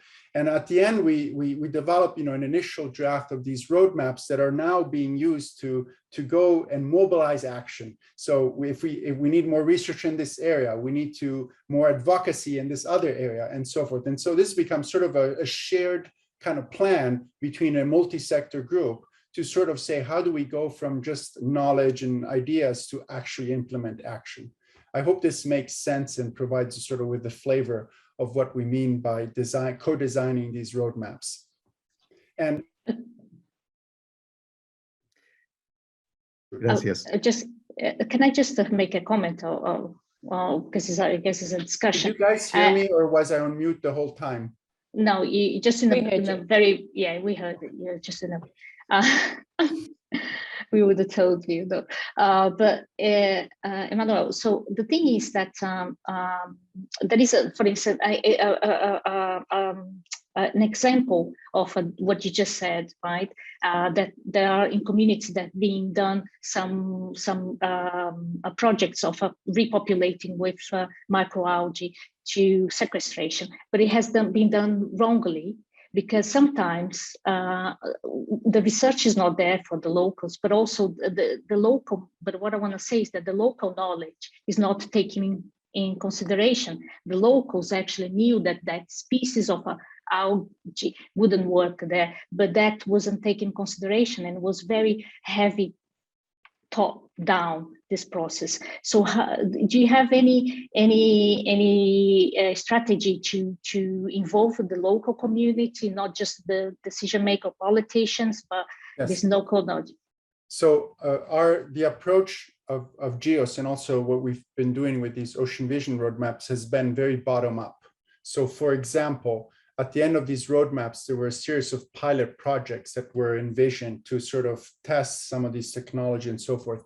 These pilot projects were ultimately, some groups came to the table to say, oh, we're going to, try to conduct these pilot projects. However, each of these pilot projects has an advisory board that is made of scientists and multi-sector scientists and engineers, as well as, engagement from local groups. Like we have an experiment going on in South Africa, and Cape Town University and other groups in South Africa are involved in essentially conducting this experiment together, and also analyzing the environmental impacts, right? Because one of the big questions, as you know, for example, if you grow algae in the ocean to sequester carbon, what are the environmental impact? And so the idea is that these pilots are conducted in conjunction with this sort of network of advisors, of scientists, of experts, of local communities that are engaged on purpose to sort of follow these pilots. And so hopefully avoiding exactly what you're talking, which is a top-down sort of approach that sort of is ignorant about all the circumstances that this is going on. I hope that makes sense. And hopefully within the decade, this bottom-up is going to be emphasized even more. Sorry, Salvatore, go ahead. Oh, if I may, Regina and Ken. Yes, please. Yes, thank you. And Emmanuel, I had no intention to interrupt, but I got excited by your answer, because that's exactly what the decade is all about. And Ocean Solutions is definitely a key program trying to walk the talk on the many issues that are in front of us, one of which being exactly how do you capture the relevance and the contribution of the indigenous and local knowledge. And one way to do this is to promote dialogues between ILK, indigenous and local knowledge, and conventional science. So it is not about validation by science or relevant knowledge. It's more a question of together trying to do things in a slightly different way. And I think Emmanuel's answer was very eloquent in that respect. Thank you. Thanks. Ken? Gracias. Sí, y sí, también quisiera comentar sobre ese tema. Bueno, primero que nada, recordarles a todos que aquí abajo en el Zoom tienen un botón para interpretación inglés-español. So for English-speaking people, we have an interpretation option down below in Zoom for Spanish or English. So that's a very useful tool we usually do not have. Bueno, mi comentario también muy en la línea de lo que acaban de comentar Emmanuel y Salvatore, la importancia de este trabajo no top-down, idealmente bottom-up, pero preferiblemente interactuando entre, digamos, los científicos y los actores locales, muy parecido a lo que ha mencionado,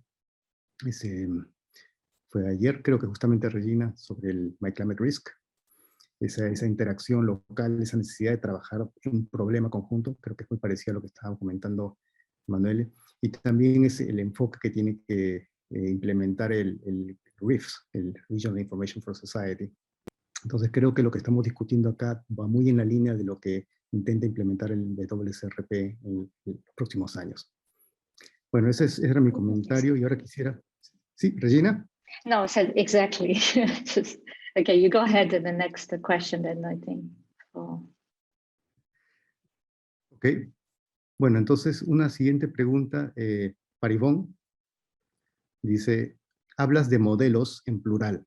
La pregunta es, ¿significa esto que estás pensando o quieres trabajar con ensambles de modelos y luego ver a la dispersión entre ellos?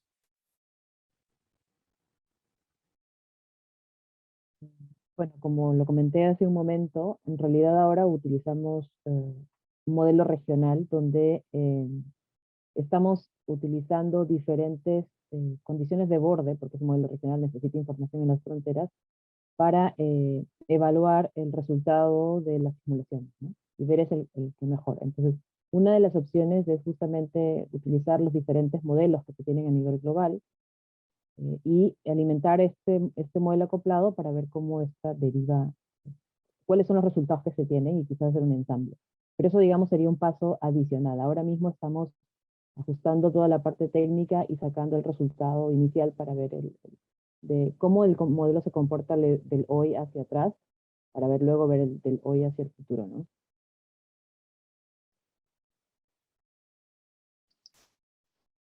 Okay, thank you, Yvonne. The one question that I'm going to ask now is for all speakers. Do you have any thoughts on the role of that Wcrp can play to facilitate some of these collaborations and cooperation? Emmanuel, do you want to start then?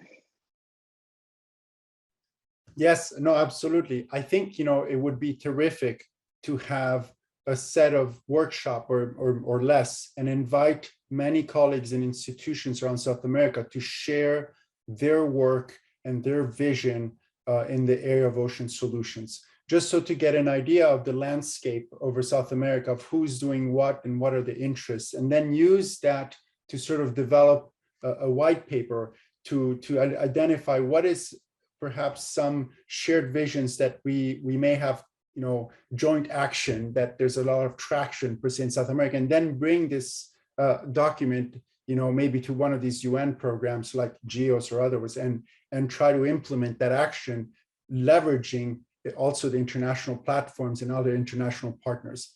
I think, the sort of self-reflection, of what's going on right now and where we want to be together could be really useful. And at least it was useful that's the road we took in the United States when we first started. Salvatore or Yvonne?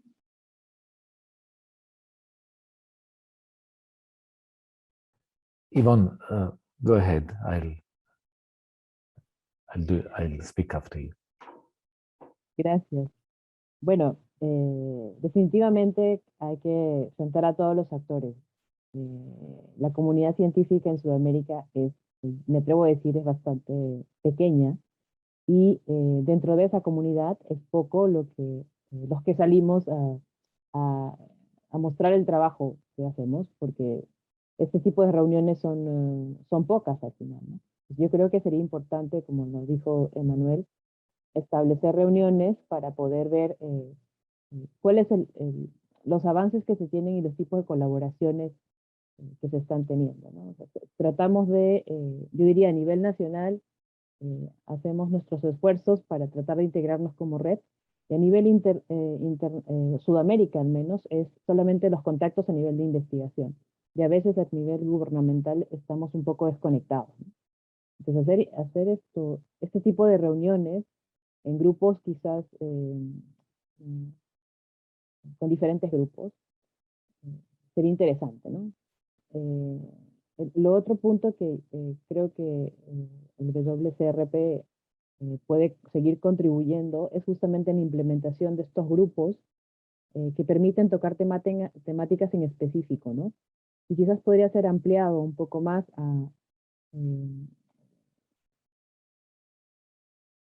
de repente a generar más capacidades, ¿no?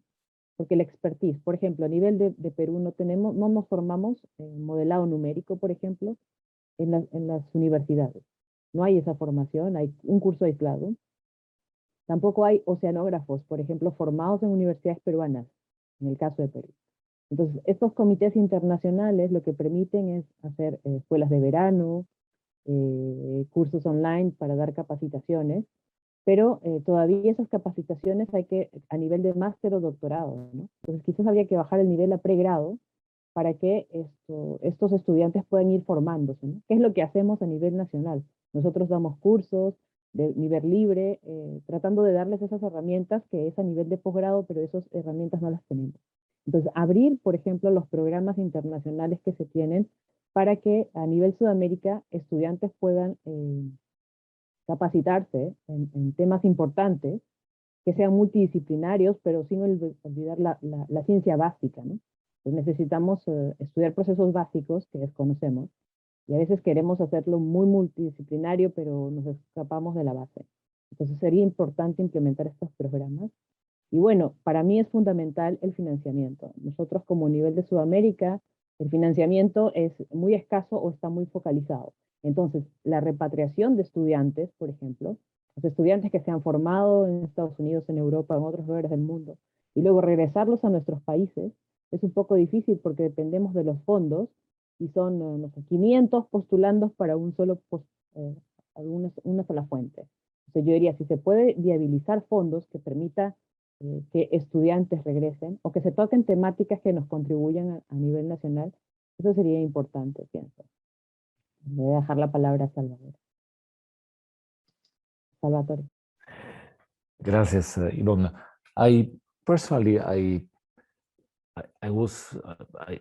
thought when I sort of realized that Wcrp was developing these regional fora, I thought that was exactly the way to go for several reasons. First of all, you have issues which are specific to a given region. Of course, South America is is a highly diversified regions, but you have issues related to language, but also, the way science is conducted and the networks are in place. And my suggestion would be to pretty much, institutionalize, formalize this forum that is taking place right now and yesterday, so that it can act as a bridge between Wcrp on the one hand, which is and should continue being the custodian of fundamental kind of questions related to climate variability and climate change. And I mean, someone has to continue addressing those fundamental questions. And also an important role that Wcrp has played and will continue playing is to have, different national research agendas sort of converge towards common let's say, questions and objectives. But then Wcrp can and should also benefit from, these experiments that are taking place outside of conventional science, one of which being the decade as far as the ocean component of the climate system. So, and one way to do this is to basically formalize the forum and without, institutionalizing it overly, to have these discussions take place on a more regular basis and see how then lessons from the regions can cross-fertilize with discussions in other regions, knowing that there are also common issues. For example, Yvonne is one of the world experts in EBAS, Eastern Boundary Upwelling Systems, and an important question for climate scientists these days is whether or not and how EBAS are being affected by climate change and what kind of societal impacts that is having in terms of food security, for example. So, that my intervention was not to say that then one should stay at the level of region X or Y, but I think it's very, very important to maintain the regional dimensions dimension of the discussion, and this forum, I think, is demonstrating that very clearly. Thank you. Just to add in then, my perspective from inside the Wcrp is that the Lighthouse activities has, I think, a little bit of this idea of making these labs, this interaction with society more strongly, and they have the time frame of 10 years at least for now, but the idea is that they will become self-sustained in the future. So it's actually basically to host all these activities, the forums and everything that and that they become. I think that's the idea of this. A lot of the new structure of WCRP that is being implemented now. So we should use this, particularly with the ocean decade. In my climate risk, we are going to try to do an ocean lab and get it ocean hubs, and we can work together, I think, for the same goals, actually. So Ken, do you want to read the next question? Or? Gracias, Regina.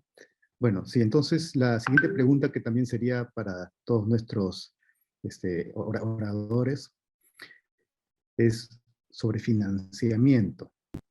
Si una institución quisiera estar involucrada en algunos programas oceánicos, ¿qué se puede hacer para atraer financiamiento para estos nuevos socios?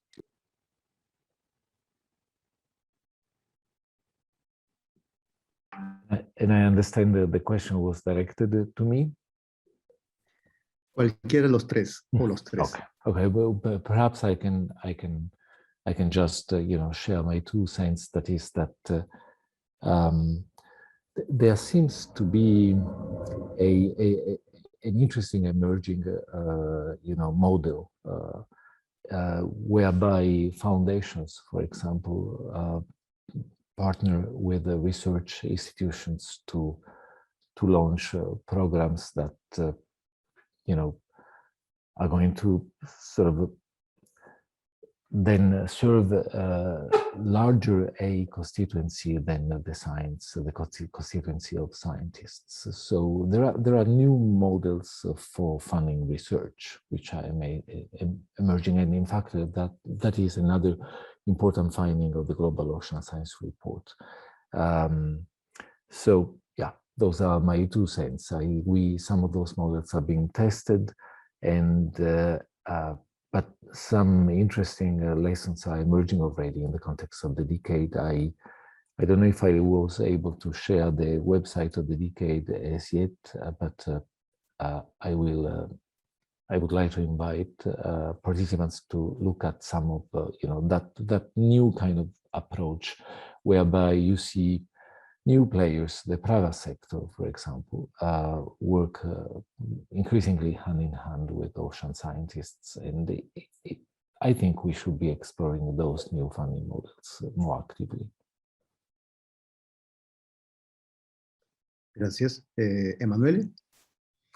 I'm just going to build upon what Salvatore said and mention that right now, if we think about ocean solutions and innovation, there's the investment capital that exists in that area is order of magnitudes larger than any government funding or other foundational funding for research. So we need to identify and find how to make the research to solution bridge really relevant for this investment capital.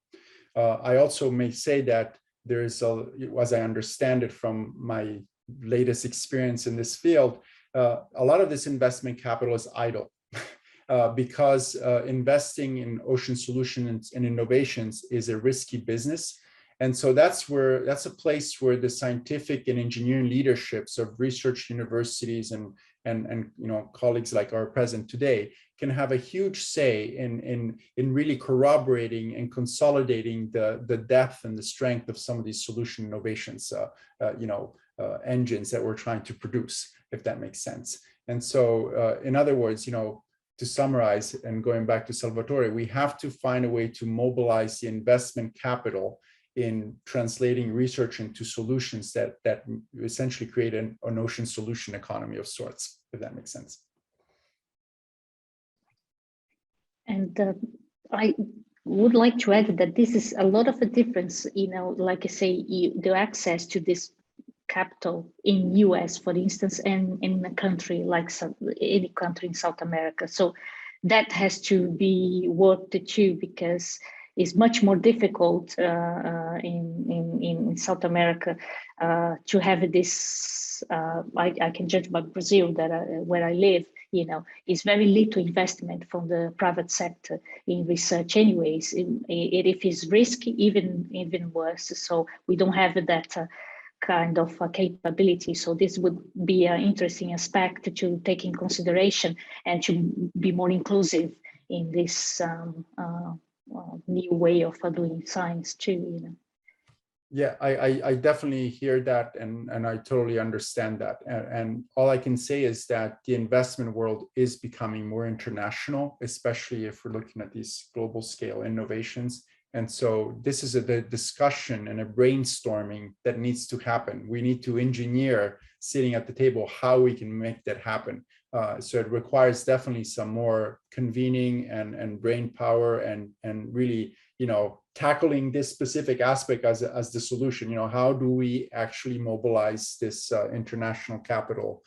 Because I don't know the landscape in South America, but South America is environmentally a very rich and diverse country, and I am sure that, you know, if we leverage some of these international platforms, we can find ways to, I wouldn't want to use the term commercialize, but, you know, bring that commercial capital to really empower the solutions that can come out of, you know, the South America as a coastal environment and so forth. I mean, yes, it's complicated. I'm not saying that it's an easy task. Gracias. Bueno, antes de pasar con Salvatore, quizás le damos un momento a Ivonne para que pueda comentar también. Si es que tienes algo que quieras compartir, Ivonne, tema de financiamiento. En realidad nosotros estamos en búsqueda de financiamiento, ¿no? Y los consorcios es un elemento, colaborar con proyectos internacionales es una opción, aunque básicamente sirve para generar capacidades o, por ejemplo, la implementación de instrumentos, o, por ejemplo, el tema de la implementación del supercomputador de alto rendimiento inició con un proyecto internacional que luego fue financiado por fondos nacionales.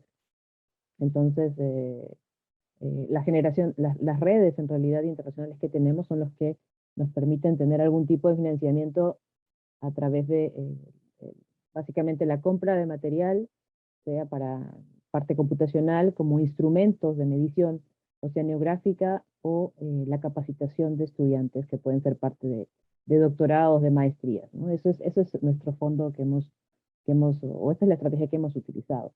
Ahora, respecto a lo que comentaba un poco Salvatore y un poco Emmanuel, es interesante la solución de tratar de traer más economía para la investigación, pero para eso hay que hacer entender que a nivel Sudamérica el océano no es, científicamente es importante porque gatilla muchos procesos que se sienten en tierra, pero a la escala de la toma de decisiones, que va desde la necesidad de una persona común y silvestre hasta el que toma decisiones para priorizar presupuestos, el océano no es prioridad. Y por lo tanto, al menos es lo que yo siento a nivel Sudamérica.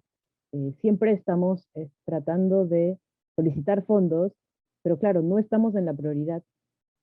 Como que primero hay que hacer que las personas de todos los niveles entiendan cuál es el rol que el océano juega para sustentar nuestros recursos naturales, para mantener nuestra economía. Y eso es lo que necesitamos tratar de hacer. Quizás en el hemisferio norte eso ya está establecido, pero yo siento que en el hemisferio sur todavía necesitamos darle mayor peso, tratar de hacer entender que el océano es importante, ¿no? Y no sé exactamente cómo lo vamos a lograr, y eso implica muchos años de formación, ¿no? Desde el nivel desde los niños hasta los niveles superiores. Hay varios ejes que hay que tratar, entonces, ¿cómo lo planteamos? Bueno, estamos aquí juntos para pensarlo, ¿no? Gracias, Ivonne. Salvatore? Yeah, no, very quickly. I'm no anthropologist or social scientist, but Wcrp is opening up to social sciences as well. As a matter of fact, now the science, the steering committee, scientific steering committee of Wcrp now also includes social sciences. And if you think about the way people tend to refer to science, I've always found very interesting that people say scientists, but we scientists by education or by practice as well know that actually the scientific community is so diversified, is made of so many epistemological communities. Sometimes you have, hydrologists who focus on, freshwater systems tend to think differently from hydrologists who work with marine systems, so the atmosphere. So it's exactly like Emanuele was saying. It's about before jumping onto the solution, it's about making connections. It's about having those different communities try and understand each other. And I think, okay, this is probably not the main mission of Wcrp, but I think Wcrp can help.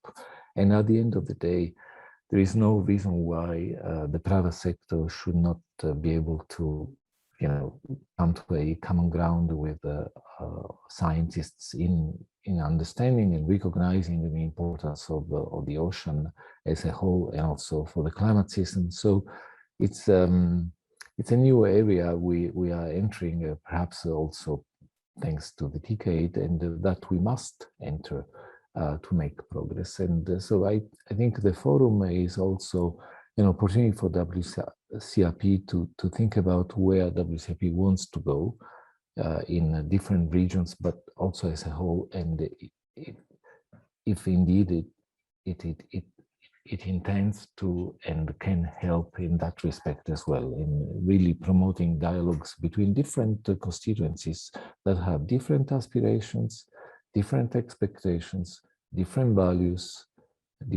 systems, different behaviors, but at the end of the day, those have to converge.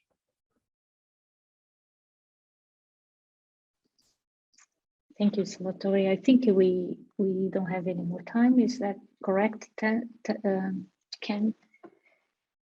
think we're just in time to finish. Okay.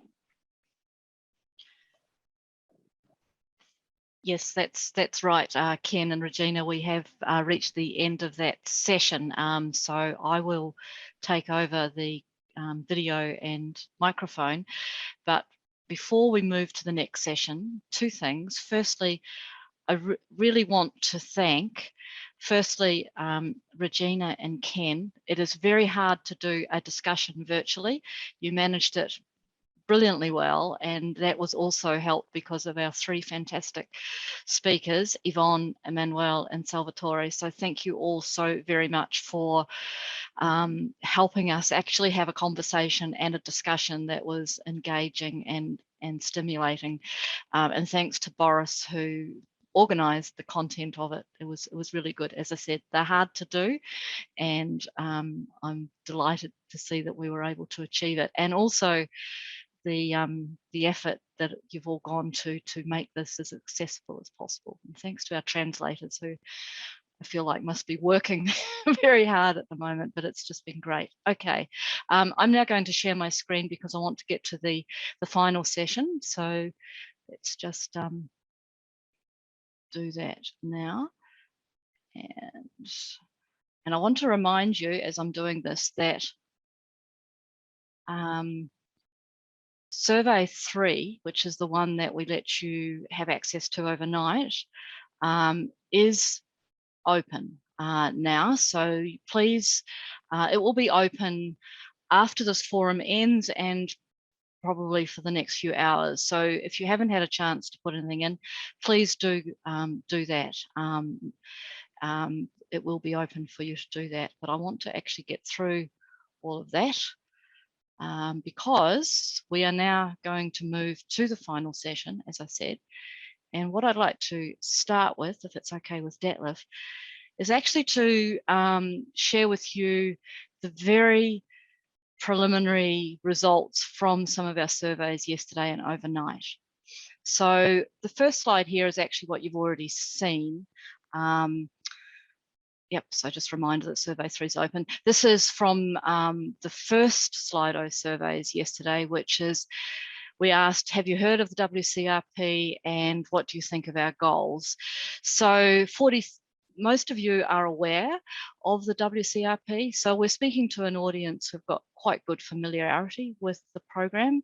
But there were some of you that hadn't heard of us. So we have, I think, and nearly half had heard of WCRP but hadn't been involved in our activities. So I think, hopefully you've now might see some things that you'd like to be engaged with and maybe, can connect with us. Just under half, 45% of you scored our future or science goals as the top score, which was 5, which I'd call strong, and 50% as moderately strong. So that's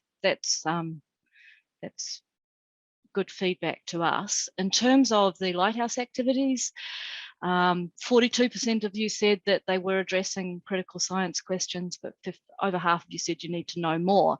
So that reinforces the need for us to continue to do our engagement and consultation. Specifically for My Climate Risk, 40% of you said, yes, it is addressing your needs. Now, this was before you heard our session for today. So, you know, over half of you are still thinking about whether it will or whether it won't. And the Academy, just over half said that it is addressing the needs for capacity building. But again, a high percentage still thinking about whether it is or isn't. So I guess take home for me is the importance of us continuing to consult and engage with our community. So now we come to survey 3, and because people are still putting their ideas in, and I had to quickly synthesize quite a lot of data in a short time. This is very preliminary, and I haven't used all of the data that's there. And also, it's important to realize that the number of respondents for most of these is less than 50. So, but anyway, just to draw your attention to some of the findings. So this was the question about, you know, how might we Wcrp, increase participation from South American researchers? And we asked you to rank these. So this theme of strengthening collaborative networks emerges in a number of different ways through your feedback. So that was the first, sort of top ranked, if you like. Then training was the second, and then exchange programs and discussion forums. But down the bottom here, you can see what people entered in text. Now, I think it was between 8 and 10 responses, but again, this idea of encouraging researchers to work together on collaborative projects, coordinating white papers, and we've heard some examples today of some white papers that sound like they've been quite influential. So that seems like a good way of the community coming together. As I've said, you know, the Wcrp don't provide funding, but there was suggestions of, you know, if we could find ways of finding seed funding to help initiate regional collaboration. This one about open access to data has come up many times, sharing information, and I just need to get rid of a dialogue box that was in the way. Engagement with social media comes up a few times as well, and looking for ways to finance projects.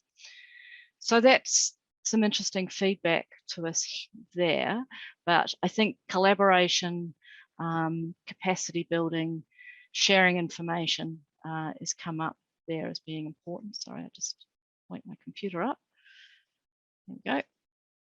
So question 12 was, well, how might Wcrp make a difference? And I think some more thought needs to be extracted out of your responses there, but you know, strong feedback in terms of the importance of providing climate information that's relevant for the region and at the regional scale.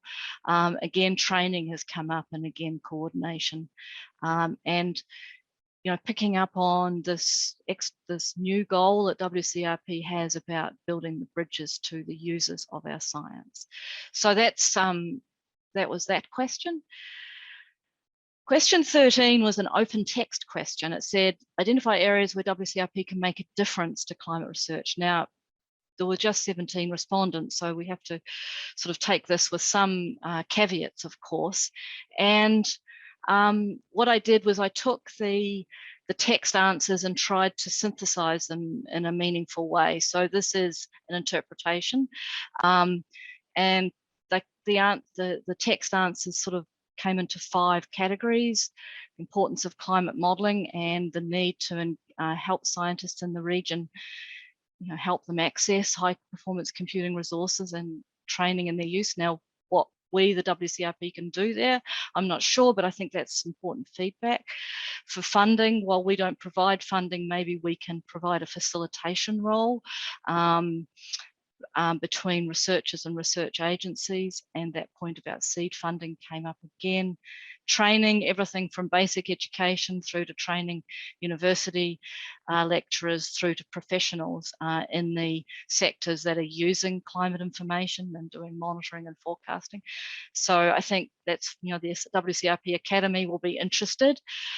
This point about data provision and connecting with existing networks. I wanted to draw attention to this one, helping to provide the bridge connecting research to operational centres. I think that needs some thought as well in terms of what we and WMO can do to strengthen that bridge. And then there were a whole lot of topics of interest, which I won't dwell on right now, but it's just interesting to see the things that people entered as being of interest to them that is relevant for WCRP. Question 18 was all around communication. And again, these were open text answers. So I've synthesized these into six messages, if you like. Multiple mentions of using social media. WCRP engaging more with national stakeholders. Open data platforms for both observations and models, noting that WCRP has been with our partners made a difference there in terms of model data outputs. So there's some feedback to our ESMO core project. The importance of networks and connections. So maintaining email lists. Remember, this is a question around communications. Continuing to run local workshops focused on problems of relevance to the region and continue to strengthen our communication in Spanish. I won't dwell on this one, but this was again about what role we can play in supporting local and regional communities. And we had 33 responses. And again, you know, there's collaboration, sharing data, helping support workshops and conferences and capacity building all ended up being at the top, but you know, regional downscaling, early career researchers as well. So, you know, strong feedback there in terms of some of the initiatives that we're already doing. And in writing here, we've just some of the ideas that were also shared as text. So I don't want to, this one needs more work because actually this changed after I downloaded the first poll because more people added in their responses. So this needs a little bit more thought.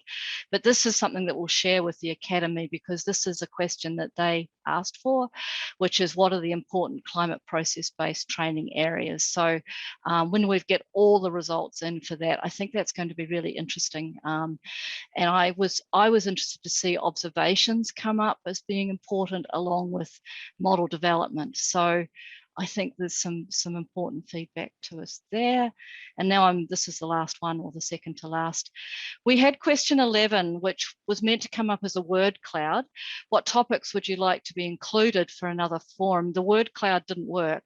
So I went on to Google and downloaded a freebie and took all your words and put it into it. I have no idea whether this is particularly valid. So this is just a quick look and we'll do this properly when we've got more time. But this is what the word cloud produced, of course, very qualitative, but I wanted to just pick out a couple of things. Antarctic came up, which is good because actually CLIC are looking for more engagement with researchers in the cryosphere domain from South America. Climate variability and change, of course, came up.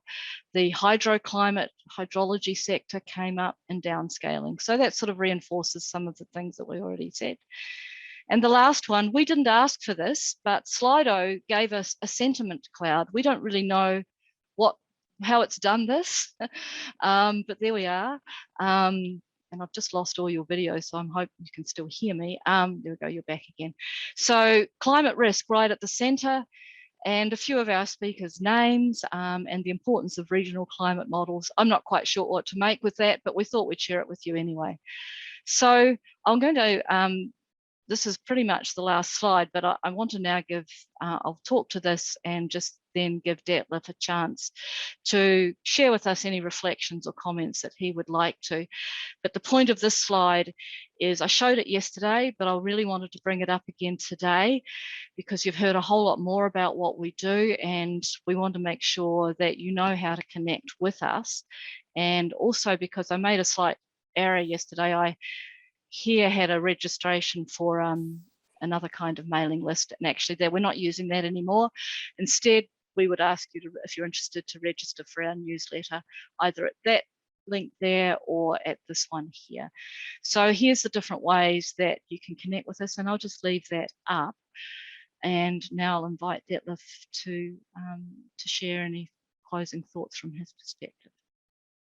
Well, thank you, Helen. And I really want to start with, in fact, a big thank you to the organizers and also all the participants. I mean, without organizers, you don't have an excellent event like the ones here. And Helen and the entire team really played the critical role in doing this.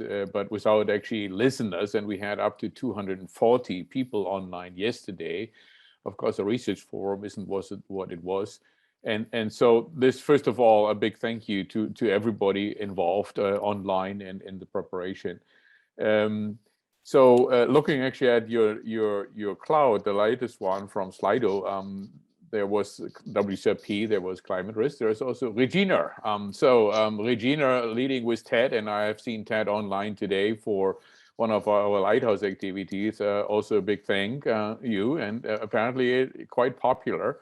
And of course, there's Patricia and others, but that's just a joke here or an aside.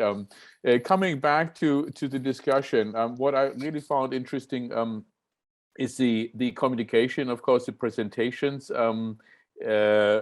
Big congratulations on this water activity in the Andes, and I'm really looking forward to see what is coming out and how this is marching forward, because it could become a role model for other regions of the world as well to do this. And so that's really great. I haven't seen that before. So there are a lot of things that actually emerged here, might have been new for many. This was new for me too. And so quite interesting.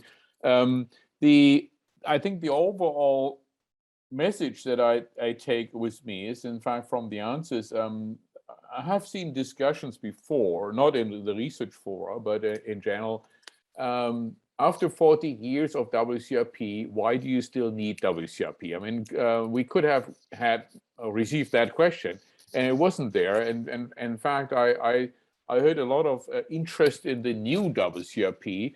And so for me, this actually is very delightful to see, in fact, that everybody gets increasing interest into the new science and seeing the relevance.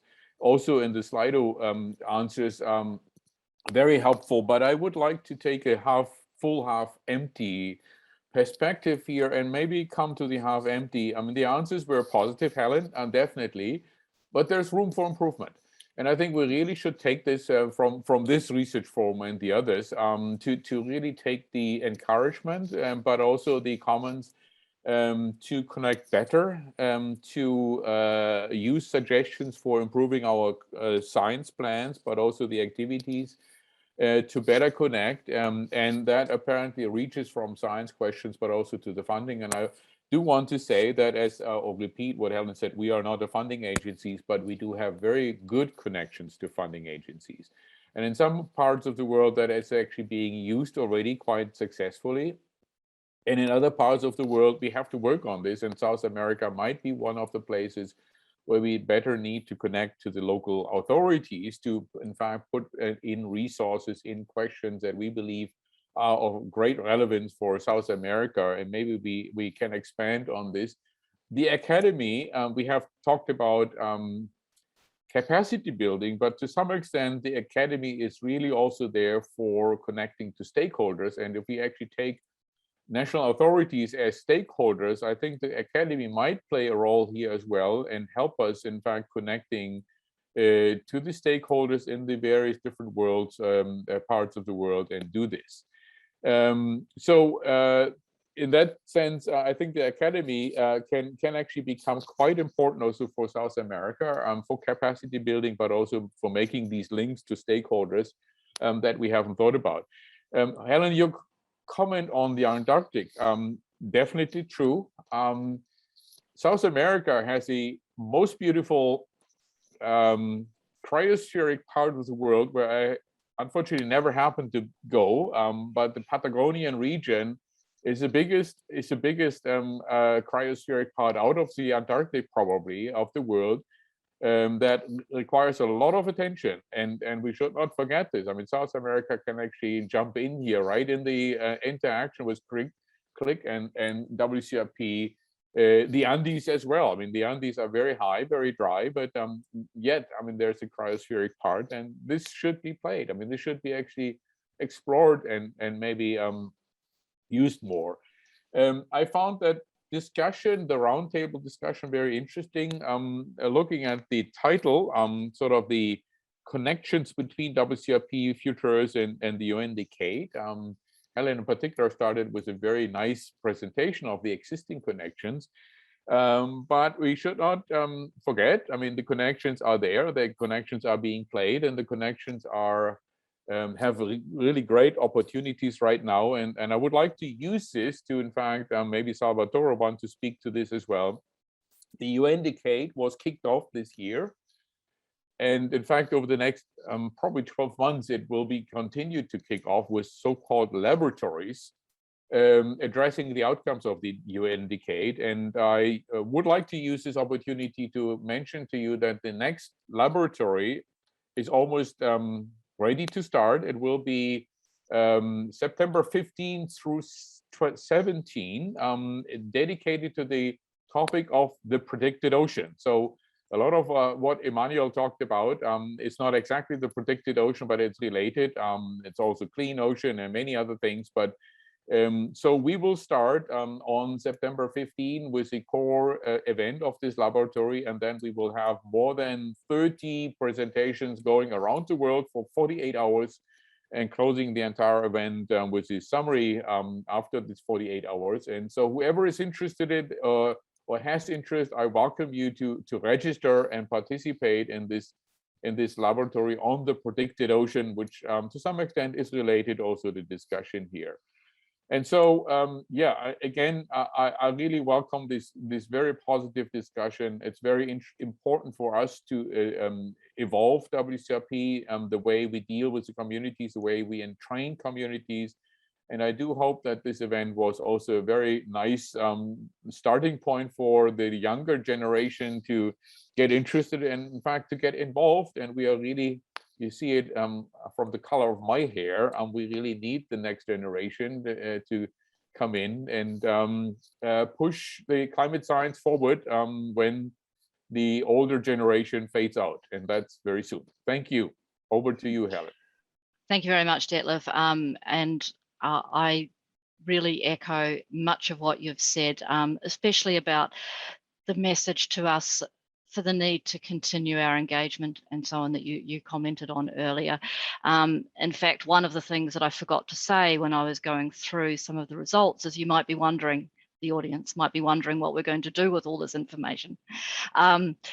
Once we've distilled it and got some key messages, you know, we really want to go back to our core programs and share what we've heard so that they can use that to help direct some of their science plans and some of their engagement. And we're also developing our own stakeholder engagement and communication strategies as part of our implementation. So your feedback, as I've said a couple of times, will help shape those things. So, you know, I really appreciate the time you took to give us that feedback. So I will now bring us to a close because we are right on time for that.